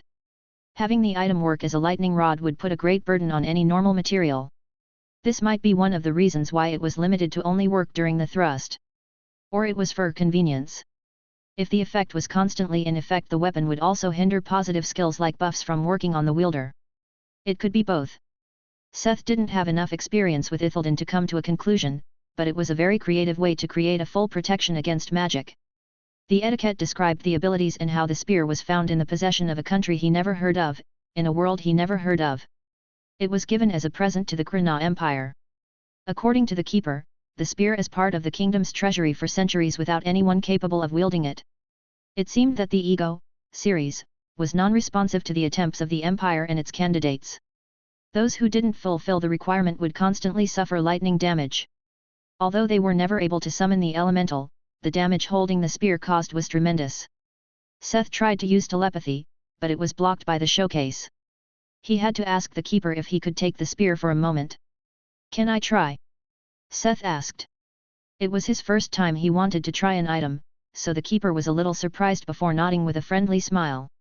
Since the participants could simply take something a flea anyways, it was no big deal for them to try something out.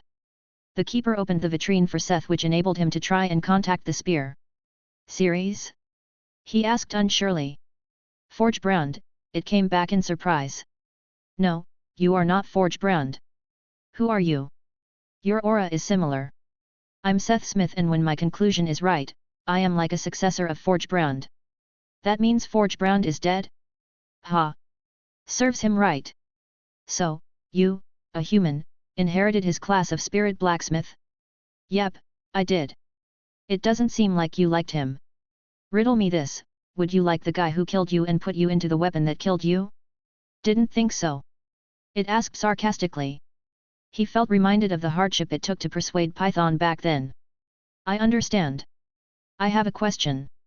Since you accompanied Forgebrand since he was a craftsman, do you know about his skills?" "About his skills, yeah.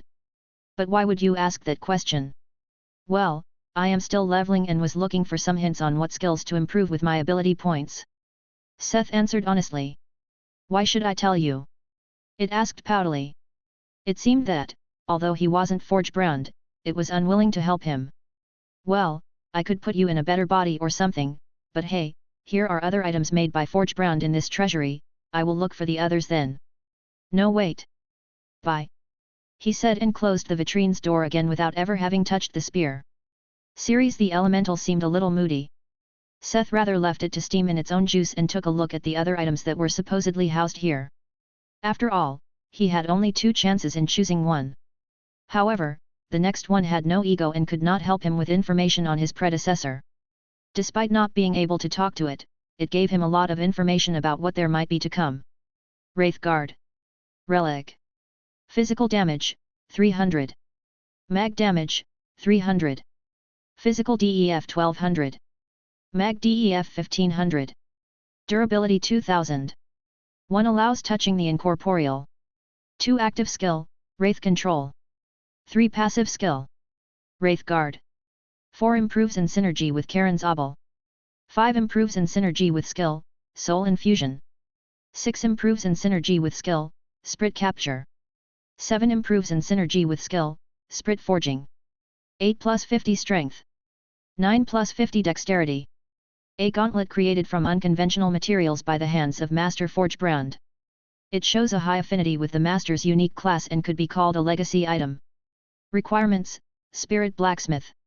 It was a copper and brass-colored gauntlet with an aura that gave it a green hue.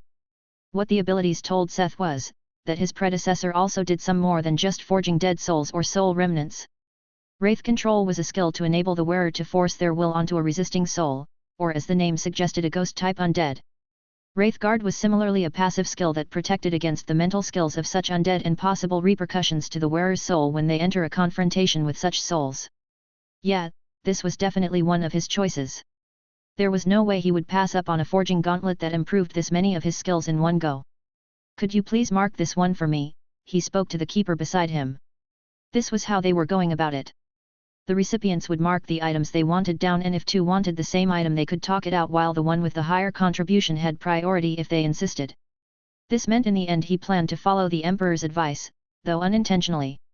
Up to now, the Wraith Guard was the most interesting item he came across aside from the Spear of Bitter Mercy. It was sad to say, but most of the epic and even legendary items were not able to impress Seth. Some of them had unique properties or abilities, what they were owed to being legendary, not the craftsmanship. Also, for the most part, they were not balance-breakingly strong.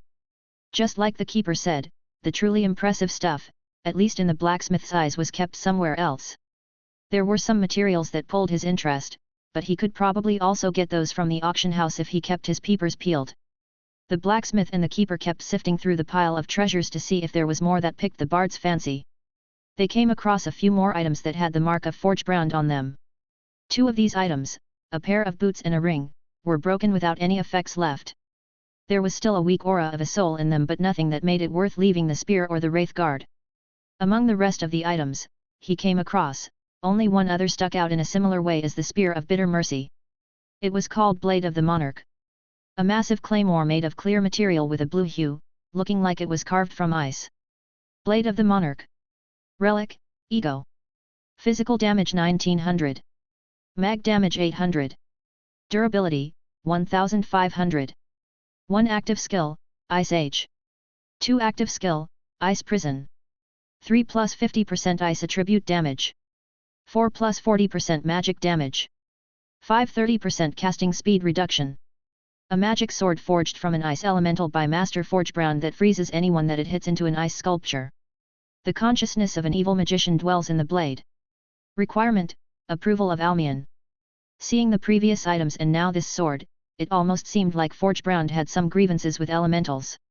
It was the only other item that held an intact ego, but Seth didn't get his hopes up reading of the consciousness of an evil magician. Still, he tried and once again got permission to open the vitrine. HOH? Did you inherit the class of Spirit Blacksmith? So that damn dwarf is dead for good. A grime voice spoke to him first before he could ask about anything. Almion, I presume? Correct, little blacksmith.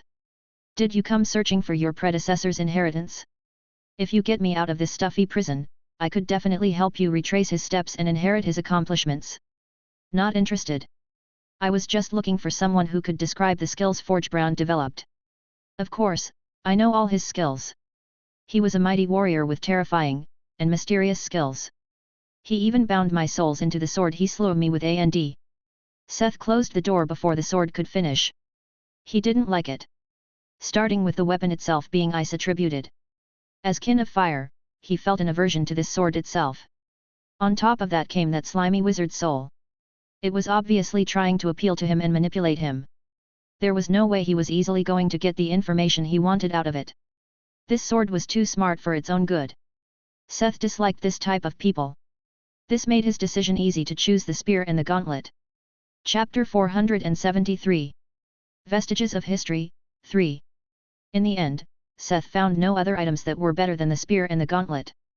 Although the king might have given his advice with some other intention, similar to what the wizard had talked about, but Seth had little interest in retracing Forgebrand's steps and finding some kind of inheritance. Especially since he came to dislike the dwarf's style after seeing some of his items. Seth had constantly kept using the soul infusion to try and improve his items and make them more functional. His predecessor on the other hand seemed to have used it as a kind of punishment on many occasions, making the items often unusable because of a wicked ego or a cumbersome option being added to them. The two broken items actually suffered that fate, because they were too malicious to keep them intact. They fell in the same category as the mask Seth had made from the angel. Instead of using all of his skills to improve his products, Forgebrand had on the contrary made many of them unusable. Another example was a stone club Seth had come across. The dwarven blacksmith had used the club to strike down an evil ogre and proceeded to put the ogre's soul into the club, turning it into an item that would permanently decrease the wearer's intelligence and would randomly make them enter a berserk state. With his own understanding of a craftsman, he couldn't support the way the dwarf acted. But maybe this was the difference between someone who grew up with a preconceived notion of how crafting should work and someone who grew up in a fantasy world where everything was real from the start. Anyway, Seth had no intention to chase the dwarf's shadow, just his skills. The blacksmith and the keeper returned to the Spear of Bitter Mercy. After suddenly being left in the vitrine without a word, the spears had some time to think, and it was more open to negotiations. "You came back. What about the others?" the spear asked. "I'm still deliberating and wanted to give you a chance. In the end, I want the one that can help me with the information I need. So, can you tell me about Forgebrand's skills in the smithy?" Seth more or less repeated his question. "I believe so, but can you elaborate on what you meant by giving me a better body?" Seth mused for a moment before he went ahead and explained about Golem Artisan and his independent improvements in the field. He didn't say anything about Python, but he described how he was able to grant the Faer, dead souls, a new living body, and even resurrected a dryad.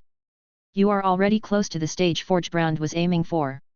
I don't know if my information would be helpful to you in that case," the elemental consciousness said honestly. "What do you mean?" Seth asked puzzled. Ceres explained that he had not accompanied Forgebrand along his whole journey.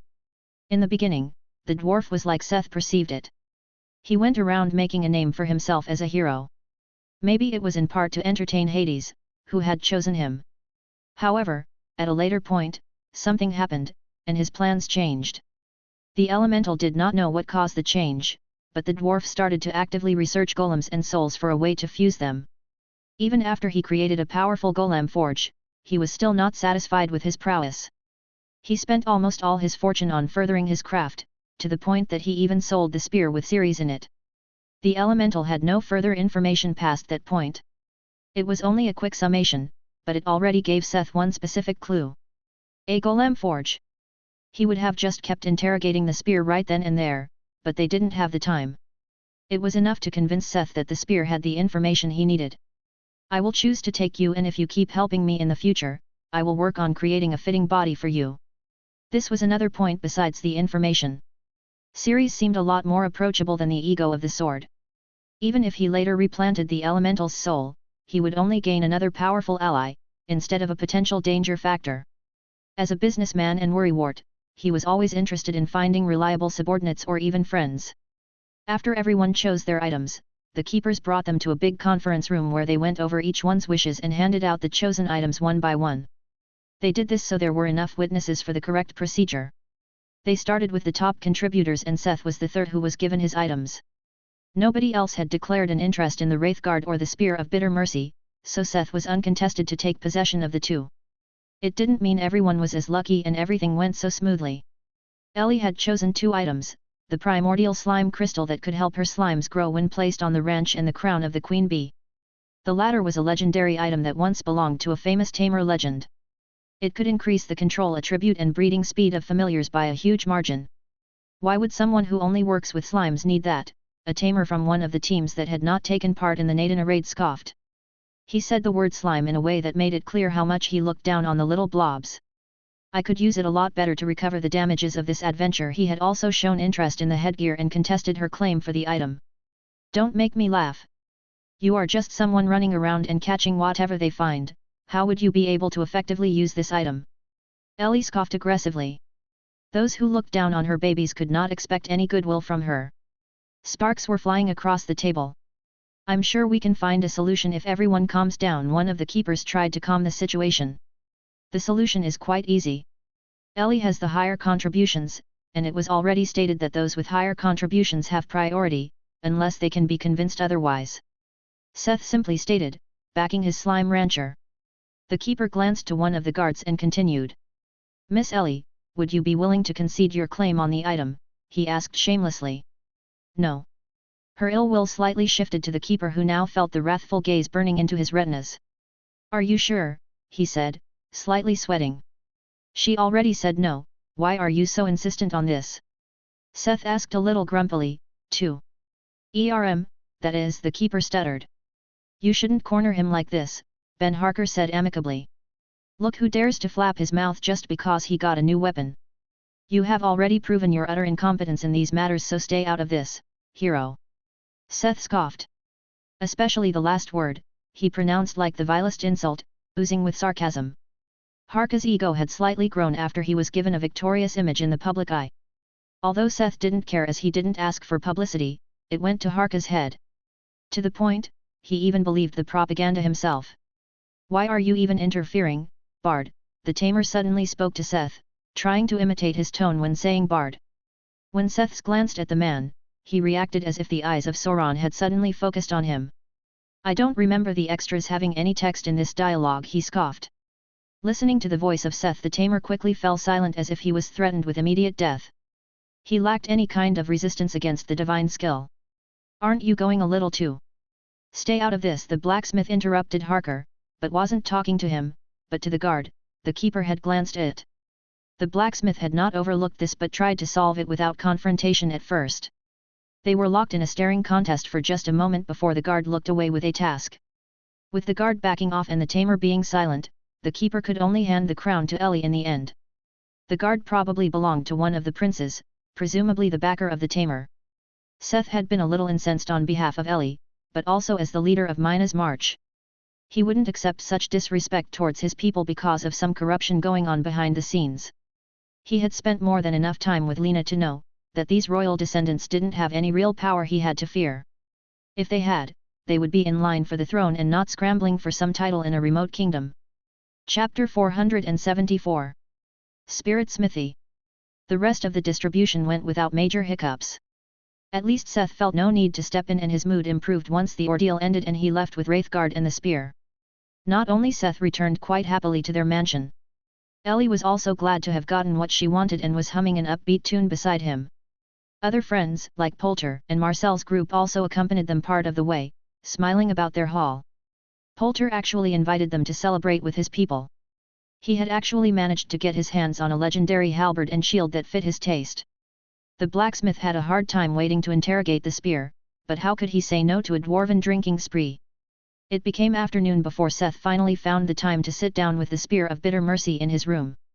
He had sobered up with a little help of a potion to have a clear head. The bard had freed some private time explicitly to listen to Ceres' stories of Forgebrand. Overall, the story stayed the same as the summary the elemental had given Seth before. It was living a happy elemental life. Being a force of nature, doing whatever it wanted, destroying some villages in its wake.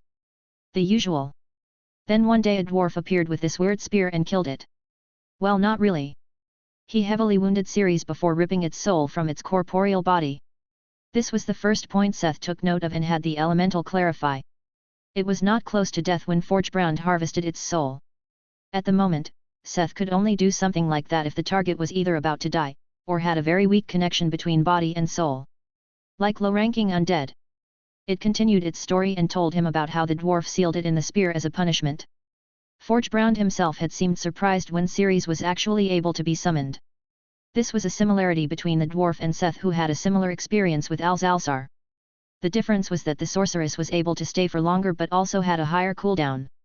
Because of this option, Forgebrand kept the spear for a long time. Just as he and the sorceress had assumed, the dwarf had also started his journey of researching golems. Though the spear didn't know what facilitated the change, it described the dwarf as very solemn and moody one day, after which he dived into his work. This was the most interesting part to Seth, as it held the biggest clue. Forge Brown started with formation, just like the first blueprints that were unlocked with Golem Artisan.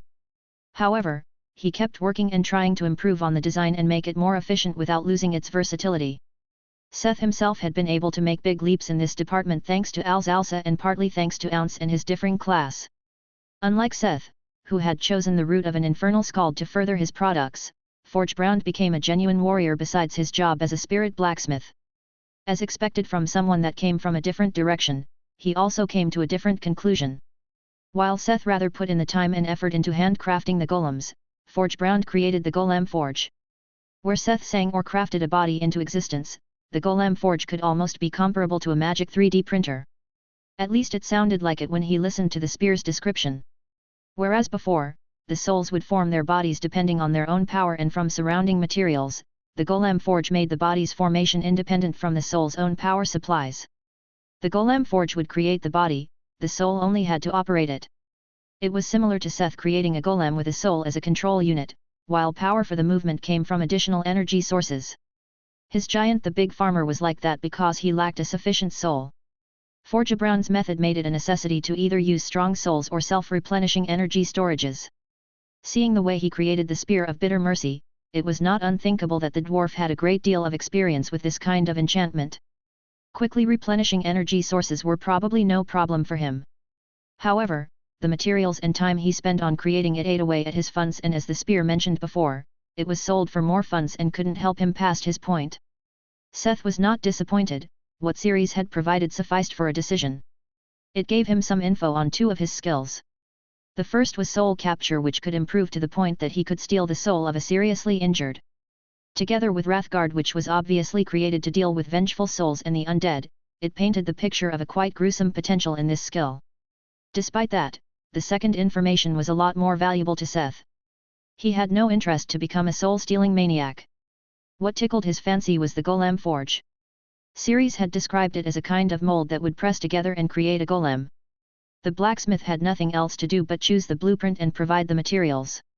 He felt the decision was quite easy when he used 6 of his 7 skill points to upgrade the Spirit Smithy. Ding! Skill, Spirit Smithy Leave 5 has become Spirit Smithy Leave 6. Excitedly Seth looked for the skills perk list, but he was disappointed. It would have been too easy if he was directly given the Golem Forge. Still, he was not unhappy with the result. Level 6 improved the crafting speed of all crafting stations by 100%. This wasn't the end, anyway. He would gain a skill point with every level, and he wanted to level up after returning home in preparation for his divine quest. He was currently Leave 63, which meant he could level the Spirit Smithy again once he reached Leave 69, nice. The blacksmith was sure he could grind it out within a few weeks in the dungeons. Especially with his golem troop. The advantage of his golem knights was not only that they were able to level, but they did not count as party members, so Seth could have a full party, but the share he would get with the golems would be a lot greater than when he went with human companions. A dungeon run with the silent golems would be dull and boring, but it wasn't like he did it for fun. There were also Tatzel, Ounce, Puffles, and now Ceres to talk to. He would have liked to include Python, but she was rather stoic and it was inconvenient to bring her out in most dungeons. He had been quite preoccupied with his craft and his level up to now, since there were not many fights anymore he had to fight personally. It was also good preparation for his raid on the Scorpion. Even if the beast was really immune to weapons, the blacksmith had a few other options to use and all of them would benefit from a higher level. Thinking of the Scorpion, he remembered what Apollo and Hades had told him. His sponsors had helped in arranging this quest for him. Thinking this far, Seth decided to do one more thing before he finally returned to Delta. Visit all of their temples again. To give his thanks on one hand, but also to see if they had any tips for the upcoming quest. After all, none of his sponsors were stupid. If this was the task they came up with, there had to be a trick for it. Asking was always better than fumbling around in the dark. Chapter 475. Somewhere else, 13. Sigma. Are you sure those things will keep their word? Do you trust them? He asked his friend. They were sitting in a chaotic apartment, surrounded by grime and dirt. The whole building was abandoned after it was half destroyed by a portal instance.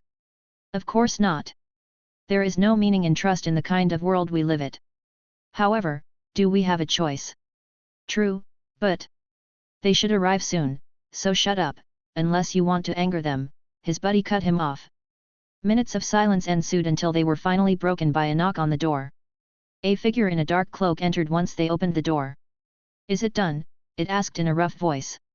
Why yes. We distributed them all across the city as you asked us, his buddy groveled before the figure. Good, then you probably want your reward now, it said mysteriously, and the temperature in the room suddenly dropped. He could see his breath linger in the air and start to shiver. He saw a pale shadow in the corner of his eyes, but when he looked it wasn't there. What is going on? His buddy stuttered, shaking like an aspen leaf. It's your reward, it said with an audible smile, and the pale shadow suddenly crept up on him and filled his vision like a fractal mess of fish bones. The cold permeated his being and fear filled his mind as seductive darkness filled his blurry mind. My lord, the dinner is ready, the maid told Vlad, who was working in his study. Thank you, Nadine. What about the children? They are washed and waiting at the table, she answered with a smile. Excellent. Vlad stood up from his desk and followed the maid to the dining room. Where is the lady? Vlad asked, seeing his wife missing at the table. She called earlier. The charity gala for the people with lower level had taken a little longer, but she will join you soon. Vlad nodded. His wife was very active in the high society and liked to help the less blessed in these troubled times. When he thought about the possible future that the system god stopped, he had complicated emotions. The fact that he was still here with his family meant that he had not managed to escape in time in the original timeline. Considering this, his heart filled with gratitude when he looked at his daughter and son fool around at the table as they waited for his wife. It didn't take long until they heard the door open and his wife entered the dining room in a hurry while handing her shawl to the butler. Eli's Abetta, my love. Vlad wanted to exclaim, but his wife was quicker. I'm terribly sorry, hubby. Lord Hemsworth just wouldn't stop talking, she said jovially and gave him a deep kiss before he could even say anything. She had hurried so much that she still tasted of champagne. You, their young son exclaimed. Can't you show some decency? His older sister scolded their parents. The couple only chuckled at their indignation. Together the family finally started their dinner, however, it would not go on for long. They were interrupted by a knock at the door. The maid Nadine opened it and informed the lord that a police officer was standing at the door. With a sigh, Vlad excused himself and stood up to go to the door. At the door was no ordinary officer, but a detective. Though his mighty porn stash seemed strong enough, he additionally wore a long coat that protected him against the evening cold. Good evening, Mr. Pierce. I'm Detective Heasing from the Department for Post-Apocalyptic Crimes. I hope I am not intruding, but do you have a minute? I would like to ask you some questions about your friend Enyi Sest. He introduced himself, showed his police badge, and stated his business in a concise manner. Enyi was a famous artist and an old friend of his wife. He lived just down the street. What could have happened for the police to ask about him? Did something happen to Enyi? Vlad asked, worried. However, the detective shook his head. We have suspicions that he weaves powers similar to a curse into his music, which is why we are currently investigating him and his surroundings. I can't give you any further details, but I approached you because you are known to have known him for a long time. Would you answer some of my questions? Enyi using powers in his music? He was puzzled but nodded. Oh, of course, please come inside. We can talk in my study. However, before Detective Heasing could come in, Vlad's hair stood on end as he registered a wave of toenail-raising terror flush along the street. The detective also turned in the direction of the energy. Shit, that's coming from the direction of Enyi's mansion. Detective, follow me. A small flame was flickering in the fireplace, but its light and warmth could not fill the vast empty hall. The little light was only reflected as specks of glimmer on the dark, polished floor, but did not illuminate anything but the man sitting in front of the fireplace. Enyi, Enyi, Enyi. You knew there would come a price for your talent. You became complacent, but the time has come to pay. Sitting on the chair in this wide empty room was the distraught Enyi Sest. The darkness behind him seemed to stretch into eternity, and it was filled with fractal patterns resembling the ribs of a snake or the bones of a fish. The cold was permeating his skin as his thoughts raced. Sweat purled down his face when the skeletal grimace of a terrifying deep-sea fish appeared beside his face. The artist felt the beat of his heart in his throat, but he was unable to open his mouth as if he was paralyzed. This gift, this cursed gift that had slowly eaten away at him. Day by day he had fewer and fewer lucid moments to the point that the life he lived did not feel like his own. The bony jaws opened and closed as an asynchronous voice could be heard. I can read your discontent. Didn't I pay with my sanity for the blessing of yours? But that was not the agreed on price, was it? You are the one who overused our gift and slowly gave away your mind. Complacency was audible as it ridiculed him. Now your everything belongs to us. Vlad and the detective ran down the street. Icy waves of wind kept hitting them, slowing their progress. Ice started building up on the detective's coat and was only slowly melted by the item's reddish aura. Vlad's head spun, filled with questions. How could it be? How were they here? What did they have to do with Enyi? How are you almost unfazed by this storm? Detective Heasing screamed against the billowing wind. While he was hit over and over by the strong blows, it seemed as if the snow disintegrated in front of the Lord. I'm using its name to counteract the aura. He blurted something Heasings couldn't understand and kept running. When they finally came to Seth's mansion and stopped to open the gate, they heard a blood-curdling scream all the way outside the gate to the driveway. Oh no, Enyi! He wanted to jump across the gate and charge to the mansion, but a hand held him back. Detective Heasing had gripped his shirt at the back with an iron grip. Vlad turned around to look at the detective but found what the detective was pointing at with his eyes ripped wide open. In the darkness of the night, levitating over the wide street was a horror. A sight he knew just too well. One from a past he thought forgotten. Don't exhaust yourself, Vlad. Your friend made a deal with us and he paid his due. What do you mean? Why are you here? You have no business in this world, he screamed at it, resisting the pressure by utilizing the knowledge of their names. Again, the jaw moved, not fitting the words it spoke. Kakik, no business? Poor Vlad, so naive and clueless. Brace yourself, for we are coming. With that it slowly melted into the darkness and vanished, leaving the two men gasping for air, alone, in the middle of the street. Chapter 476. Tingling through the temples. After the award ceremony, Seth and his team stayed for a little longer in Krina. The blacksmith took some time to spend with the friends he was going to part with and give the friends he was going to leave with the chance to wean themselves from the depravity of their Krina lifestyle. When they returned to Minas Mar, the vacation would be over. The most important thing he still had to do during this time was visiting the temples of his patrons. He hoped they could give him a hint about the solution to the quest Apollo had given him. Once again Seth entered the temple district. This time he was set on visiting all of them and he started again at the Trinity Temple. But when he entered, Seth could not find the entrance to the Hades Temple. He kept looking for the stairs he had used the last time but there was nothing. In the end, the blacksmith could only leave the temple slightly stumped. There had been no priest he could have asked. His only conclusion about the missing staircase was that Hades might not wish to talk to him right now. Next, he entered the Hephaestus Temple. Similar to the Temple of Apollo, it was one of the structures surrounding the artificial lake of the Trinity Temple. Unlike with Apollo Temple, when Seth approached a priest with his business, the other shook his head. The great craftsman sent a prophecy that he would not see any petitioners. Seth scratched his head clueless. Did his patrons not want to see him? Despite his growing suspicion, he turned toward the direction of the Temple of Seth. Maybe this had to do with the fact that Apollo's task was created together with them. Were they not allowed to give him clues? The bard would have understood if this was the case. It made sense that Apollo might have been peeved if the gods helped him, after he allegedly made the task easier on him, on their behalf. Still, it didn't hurt to try. The walk to reach the temple of the god of chaos took only 15 minutes by foot. It was even deeper in the temple district. These were the oldest, but also the most desolate sites of worship in Krina. At least this was what the Krina guide Seth had purchased said about it. The site of the Temple of Seth made the description quite believable. Similar to the other temples in the vicinity, it was in a state of disrepair. Are you sure this is the place? Ounce asked unsure. Graffiti was sprayed on the crumbling walls of the once glorious temple.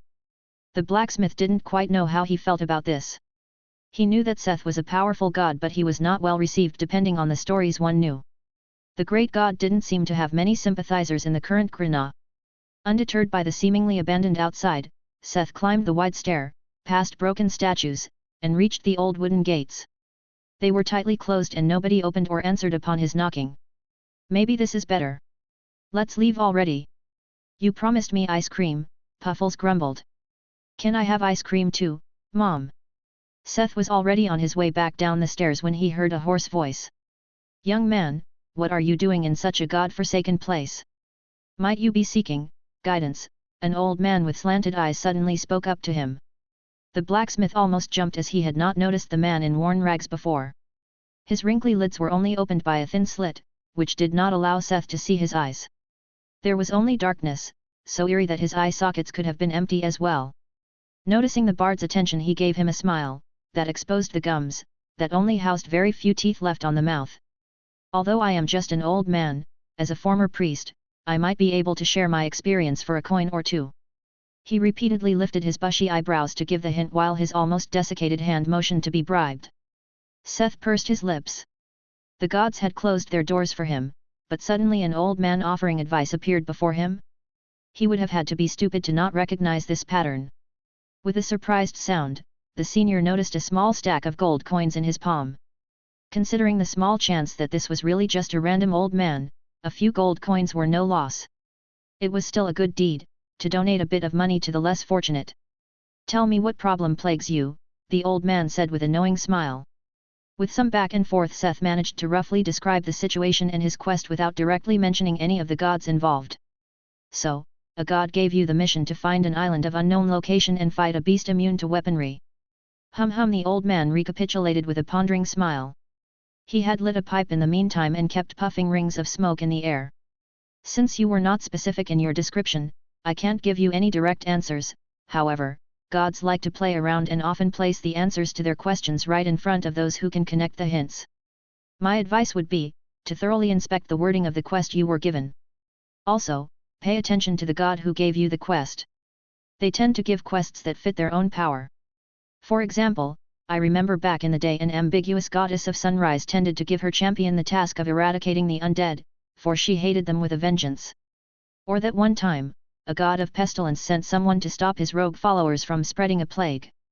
I also remember back then when... The old man kept rambling on about anecdotes of the past and different gods, but Seth had already gotten the hint and it fit with his own assumptions he had made up to now. Who was Apollo? He was primarily known as the god of light, however, he was also the patron of archers, music, poetry, and bards. Many of the latter fit Seth's current skills. Also, what he had to do was to subdue the scorpion and not kill it. At first, it seemed like a task set on destroying a blacksmith and warrior, but at second glance it might be an incredibly easy task for a bard. Except maybe finding the mysterious island. Was this what Hades and Apollo meant by going easy on him?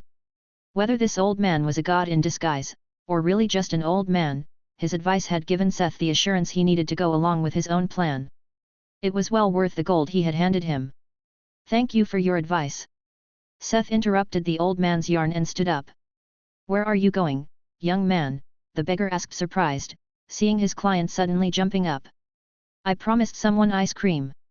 Goodbye, old man, the blacksmith said and left buoyant. He felt a lot better after deciding on the way to go forward. With this, he had nothing more of importance to do in the capital of the empire. What do you mean nothing more of importance? Ice cream for the great me should be your priority. Yay, ice cream, Tatzel joined in. Seth ended up buying out several ice cream stores on the way back to the imperial palace. What is your decision, sister? Hardwig asked Lena in the evening. The preparations for the Erdhan team to return home had been finished and they just waited for the right time to open the portal. Lena faced a serious decision. It was a fork in her road. After winning the evaluation, she had the chance to stay and inherit the title of queen in one of the provinces. She could leave Earth behind and live the life of an undisputed royal in her own little kingdom. Or she could keep her position in Earth as the Empire's official representative. Earth was a place of chaos and danger. Choosing to stay meant a path of hardships. However, leaving for the unknown was similarly difficult. Becoming a queen meant leaving behind Finn. Could she really be happy and forget about the fairy in a foreign place? They were also the others. With Seth and the rest of the team, she had good allies in Delta and on Earth. She had pondered for a long while and it was not an easy decision, but she finally answered Hardwig's question. Met, who wants to be a queen if there is no Finn? Bring me the danger, give me the chaos. Nothing will deter me. I will leave for Earth again, she said with determination. Hardwig could only shake his head and leave without a word. What had happened to his once so rational and cute little sister? Earth, huh?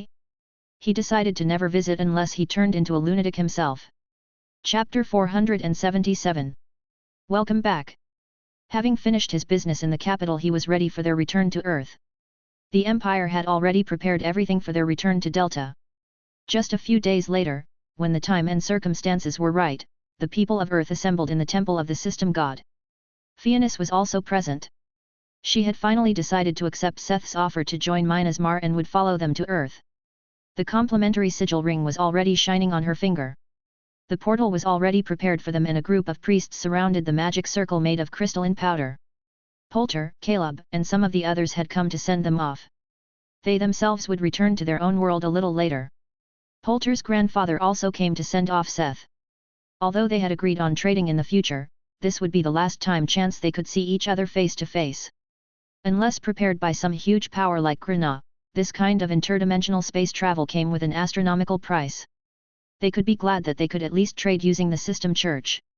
They had already signed a magic contract and Seth had left some of his shares on the gate in Mithril with the dwarfs who would send him Ithildin accordingly, once they arrived back home. Finally, after all farewells were said, Lena, the team from Earth, and their company stepped through the portal and found themselves in the familiar temple in Delta where they had left so long ago. Seth, you are back, Simon greeted him amicably, ignoring the rest as if they were air. Simon, it's great to see you. Is no one from Minasmar here to greet us? He asked after pulling the rotund man into a bear hug. Seeing the old man after such a long time, even Seth felt slightly emotional. No, they are waiting in Minasmar for you. You should go home as soon as possible. I believe they have something to explain to you, the priest said with an awkward smile. I see, I will go once I got a breath of fresh Deltan mountain air, the blacksmith nodded. It might be better if you meet your people first. Lena interrupted him. She seemed insistent on this. Was there something going on he didn't know about? Maybe a surprise party? A surprise party? Wow! That means we get cake, right? Mom? Tatzel got excited. I wouldn't say no to some barrels of beer and ice cream. Puffles shared the excitement for a party. Can't you guys think of something else than food for once? I hope they chose a good playlist.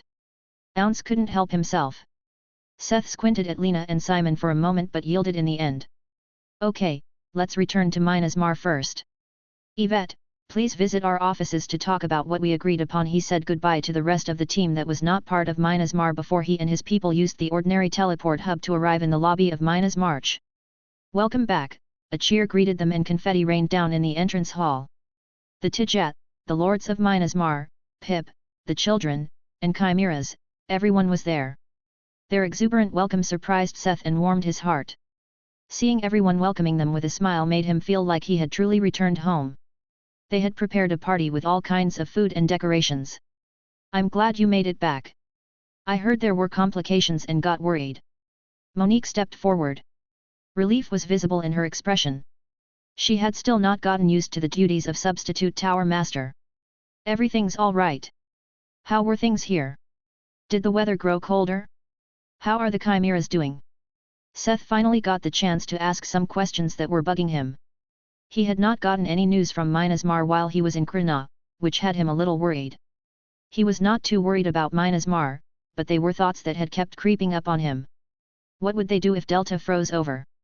There was also Beta. How would they deal with it, when the Ocean Empire took it over? Beta was not exactly close, but it was technically just as close as Y City.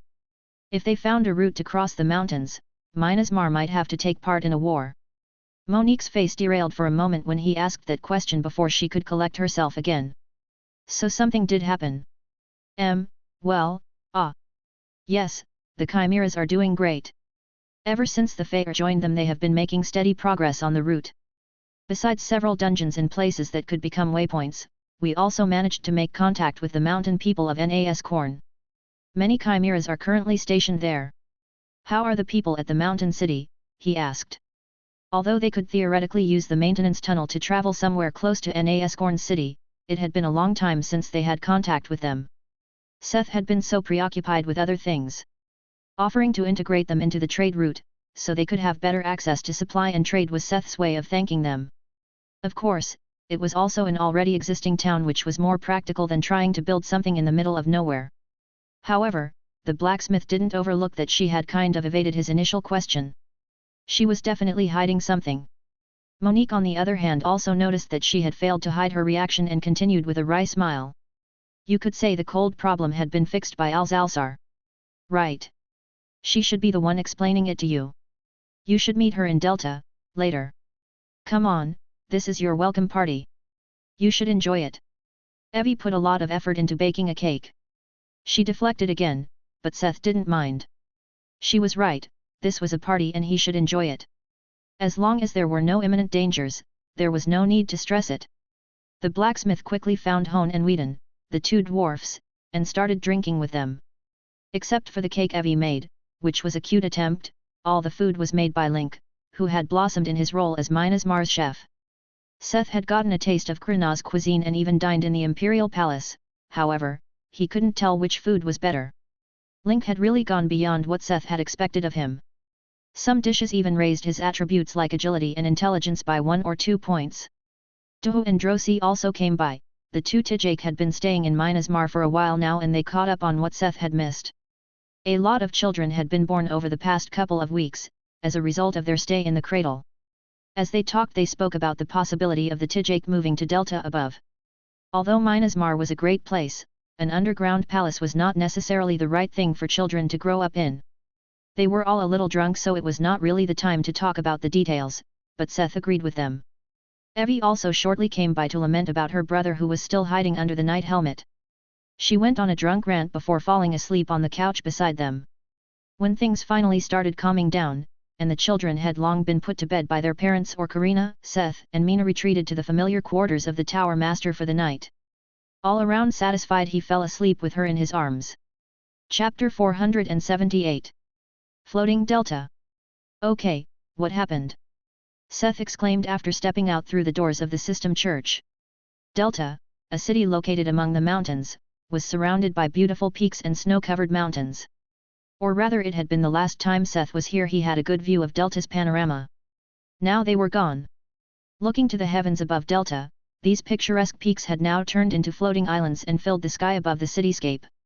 Snow and water were slowly trickling down and glistening in the sun. The sight was so abstract, so far from anything the blacksmith had ever seen or known. Seeing a group of floating islands above Delta's modern skyline was nothing less than mind-boggling to him and had him stare in silence for several minutes. It had been an almost ordinary morning. Monique told him that he would see for himself, once he went to meet the sorceress in the city. At that point, he had not known what had been waiting for him. Collecting his thoughts took a while. I think, I'm okay now. Let's go meet Al, he said after taking a deep breath to calm down. Monique, standing beside him, was visibly relieved. He didn't know what she expected, but it seemed that he handled this better than she expected. On the way, his mind was obviously filled with thoughts of how something like this could have happened. Just what had the sorceress done to cause something like this? And why didn't she react to the messengers of Minas Mar? Monique had told him that Alzalsar would return to Minas Mar less and less often. She had also not answered the messengers they had sent to her residence in the red light district. It was a place she had bought for convenience, so she would not have to travel back and forth when she went for a break from her research. Seth also felt a little peeved that she didn't come to greet him, but he wasn't a little child anymore. Also, the fact that the sorceress blew up several mountain peaks so hard they literally stayed in the air, was more important at the moment. Although Delta's weather had become warmer since Seth had left, it was still too cold for the red light district to be filled with scantily clad people, which made it almost look like a normal shopping mile. Arguably, a shopping mile for erotic toys and similar stuff, but still almost normal. Alzalsar's residence was a love hotel that was ruined by a monster attack during the early days of the apocalypse. The sorceress had rebuilt it into a lavish apartment building she called her own. As one would expect, the security of this building was also no joke, so if she decided to ignore the messengers, there was nothing they could do. Similarly, Seth and Monique stood at the entrance door and rang the bell. The building was covered in glass, just like the doors before them, but it would have been a mistake to underestimate the kind of spells that protected the whole place. Even if it looked fragile, it might have been the most secure building in Surface Delta. They kept ringing the bell, but nobody came to the door and there was no reaction from the intercom. Seth pursed his lips. Should we come back at another time? Monique asked unsurely. Seth shook his head, lifted his hand, and snapped his fingers. Nothing happened. Monique looked at him in awkward silence. The blacksmith was still calm. Monique twitched when the intercom suddenly cracked. Seth? You are back. Al's surprised voice could be heard, and with a loud buzz, the door was unlocked. He pushed it open with a smug smile and motioned Monique to follow him in. The snap was the utilization of crafty failsafe Leave 7 and the connection he had with all the golems he created. Al counted also as one, and he could send her direct signals. The bard didn't like to do this to the people he technically revived, as it felt a little wrong to do that to a person. But otherwise, Al might not have reacted any time soon, and he was quite curious about what exactly happened for her to put flying islands into the sky. Al Salzar, scantily clad as ever, already awaited them inside with her hands on her hips. It's taken you a while to come by. Why didn't you inform me that Seth is already back? She blamed Monique. We tried. You are the one who didn't react to our messages, the Vice Tower Master exclaimed indignantly. You did, the sorceress asked, genuinely surprised. We sent you messages on the phone, we sent people, you never answered. Al checked her phone, and to her surprise, she really found 15 unread messages. What had you so preoccupied that you didn't notice? Does it have something to do with the floating islands outside? Seth injected himself into the conversation. Oh, you saw those? Yes. You could say it has something to do with them, or rather with the guy behind the gathering of mana. Let's talk inside. They relocated to a living room to continue talking. You said someone was gathering mana. Seth couldn't help but ask, and Al-Zalsar began to explain from the start. The steady drop of temperature that had plagued Delta before his departure was caused by an unnatural amount of mana gathering in the mountain range. They found definite proof of this thanks to Evie's meticulous work. After it came to her notice that the people of her neighborhood started dressing more conventional, she took it upon herself to track the cause and get rid of it. You mean it became too cold for the hookers you usually visit, and this inconvenienced you? The blacksmith read the sorceress. Yes. Now shut up and let me finish. Since she knew what she was looking for, it became easy for the revived lich to track the flow and mana and find out where it was gathering. What she found was a massive formation, not dissimilar to those that Minasmar used to gather mana into the tower. However, this one used several of the biggest peaks in Delta's surroundings as cornerstones and worked on a much greater scale. The amount of energy it gathered was defying logic. Within the formation, she found how this was possible in the first place. At the very center, she encountered a humanoid within a second formation that converted the mana into a similar type of energy he was busily absorbing. According to Al-Zalsar, the person was uncooperative. It came to a fight that completely messed up the formation's arrangement. After she barely managed to defeat her opponent, she was left to deal with the aftermath. At this point, Seth was already staring at her with shock.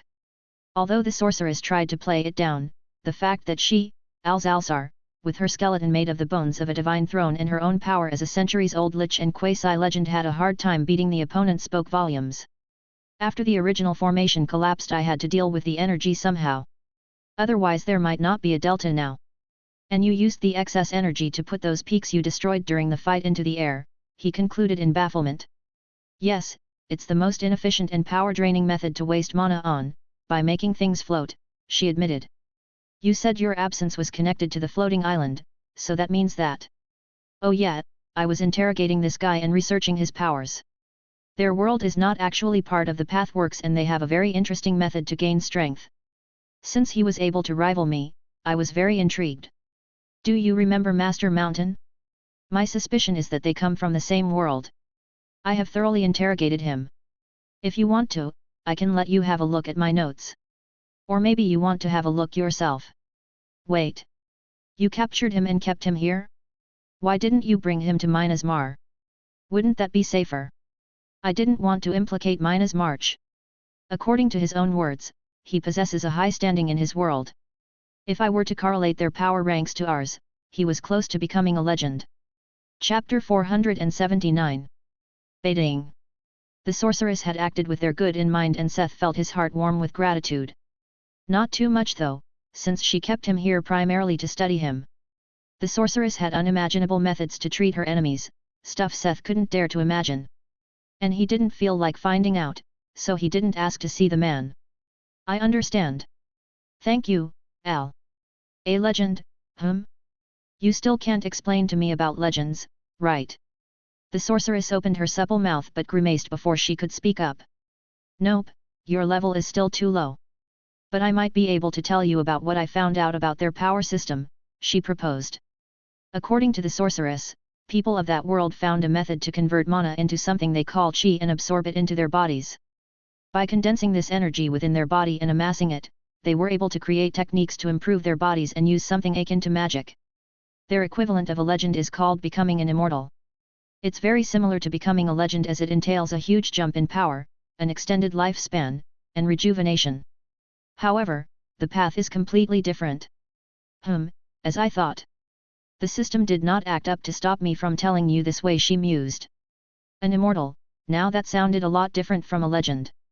Seth still had little to no concept of what it meant, however, Alzalsar was not a legend and was already this powerful. Is it really alright to keep someone this dangerous alive? Seth asked, a little worried. Their last fight crushed mountains, what if he somehow got out and started rampaging in the city? Oh, don't worry about that. Although their system is very ingenious, it is also fragile. You should have seen him completely dissolve into a hysteric mess when I broke the condensed energy nucleus in his abdomen, she said with an almost smug face. So, what are you currently working on? If their system is fragile, is there a meaning in adapting it? Seth asked out of curiosity. He wouldn't reject ways to gain strength but had enough on his plate already. If it was really that fragile, was it worth the time? Someone who had almost reached the peak lost all his power after losing just one fight. This might be a worse fate than simply being killed in combat. No, it's not possible to adapt it in the first place. That was one of the things I looked into first. The system rejects chi, however, the knowledge I gained from him allowed me to make an advancement in understanding and adapting the books Master Mountain left with us. Although we can't use chi, the concepts should be adaptable to the system, but I am still at the very start of this research.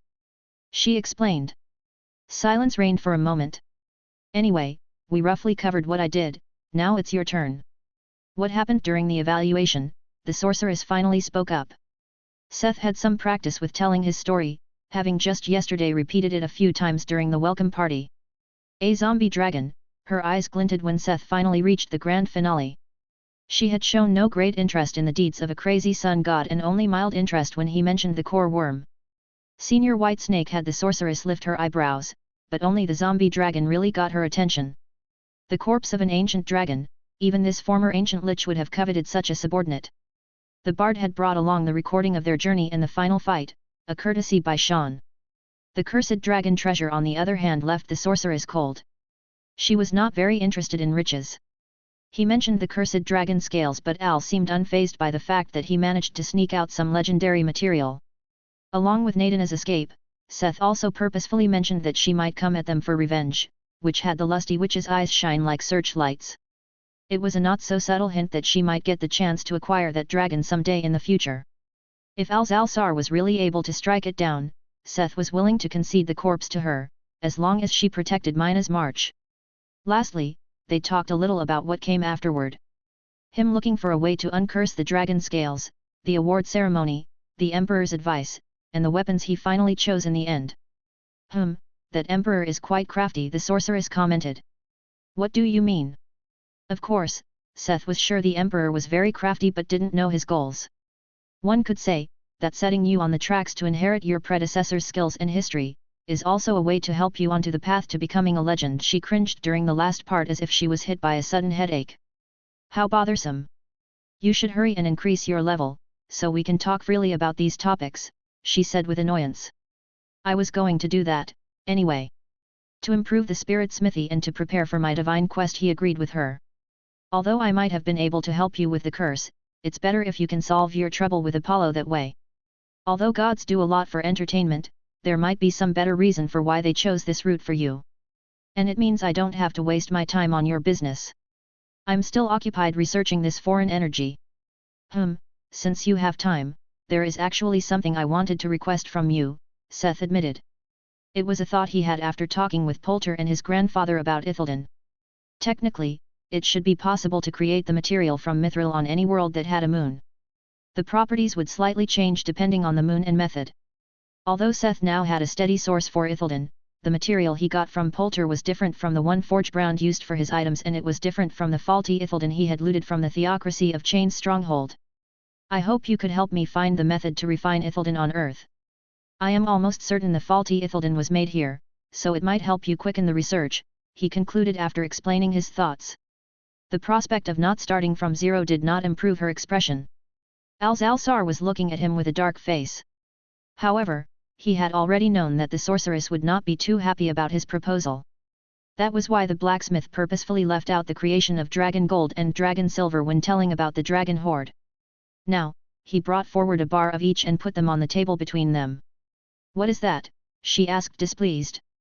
Try appraising it, he answered smugly. Alzalsar's eyes widened when she saw that it was not simply ordinary gold and silver he had put on the table. Where did you get this? She asked surprised. I made it. I smelted the dragon's whole hoard, and this was the result of purifying it in the furnace. I don't ask you to do it for free. I offer you a quarter of all the dragon gold and dragon silver I managed to bring back. Seth was sure that he didn't have to explain to the sorceress, who was a dragon expert. Material dragons would show great interest and would be a great bait to lure one into her trap. After all, her ultimate goal was to slay a dragon. Thanks to her goal, it was not only a good bait for dragons but also a great bait for the sorceress herself. Even if the method to create the magical silver was quite the high price. Half she took the bait was intent to haggle, despite not knowing how much it would be in the end. Now, Seth had come back with a boatload of these materials, after converting the hoard of an ancient dragon into metal ingots. He had more than enough of the silver and gold that he could have comfortably agreed to give her half. Still, he couldn't just give it to her. Otherwise, she might have thought it was cheap. A third of the gold and silver in exchange for the method to create Ithilden on Earth he finally offered after acting as if he had to think hard about it. Deal, the sorceress agreed begrudgingly. Having to set aside the things she wanted to study and waste time on researching something she had no interest in was a high price, but it seemed that she found it worth it, in the end. Chapter 480. Sorting things out. He had gotten what he came for. Answers and a deal to have Alzalsar research Ithilden. In exchange, he was given a new worry. The sorceress had given him a copy of her notebook, where she summarized some key points that she found out about this foreign world from the invader and her conjectures. Seth was in deep thought on their way back as he schemed and read through the Lich's notes. The world the invader came from was called the Voracious Cloud Continent. According to Al, this foreign plane could be labeled a predatory world. It was not part of the Pathworks but independently connected to other worlds to leech from their resources like mana. Her assessment was based on the prisoner's information, that it was normal for their world to connect with others and wage war on them. Most prominently something he called the demon world. They would even gain what they called heavenly contribution, which helped them in their cultivation. Considering that Earth once had an ample amount of mana, this might not be the first time this world, or a similar one, connected to Earth.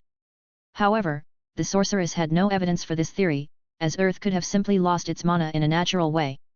The people of this world had their very own system to gather strength, which was based on the collection and condensation of the energy surrounding them, within their bodies.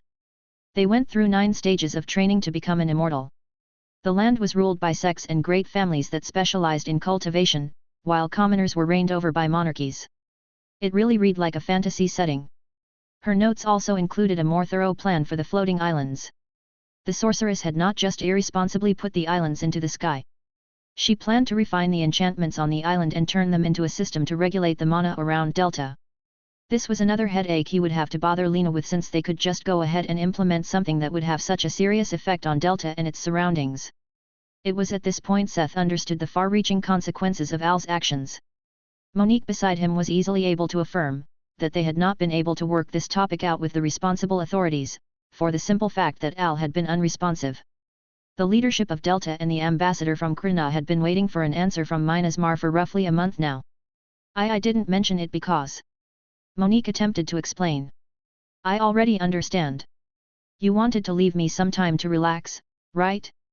Don't worry, I'm okay. How is Mary doing? Seth asked worriedly. As his secretary, Mary technically held the real power in her hands. She was the one dealing with most business decisions and of course also their relationship with Delta's government. She would have been enduring most of the pressure during these last few weeks. We had a hard time holding her back, Monique said awkwardly. But it's not as bad as you think. Princess Lena supported us from Krina, so the pressure for a response was not terrible, she added. Thinking of Mary reminded the blacksmith of his promise to Yvette Marlowe. He had promised to help her build a church for her god Samhach and take over dealing with government and financing in exchange for keeping the dragon scales. Ultimately, this was another burden Mary would have to deal with. He kept rubbing his eyes as he felt the stress piling up. He had relaxed for the past few days, but now everything he had to do kept filling his mind. It would have been so great if becoming stronger and training skills were his only worries. He was also the leader of their crafting team. Before anything, he would also have to check back with Hone and Whedon to see if there was still enough merchandise for the turquoise anvil. Although he had met them yesterday, they had not talked about work. Maybe they had also held back their worries and complaints? The first thing he did when they returned to Minas Mar, was binge on the cake that was left from the welcome party and get a meal from Link in the cafeteria. He sat in his private quarters, surrounded by empty dishes. Seth! Here you were! Why didn't you tell me? Mina called out to him.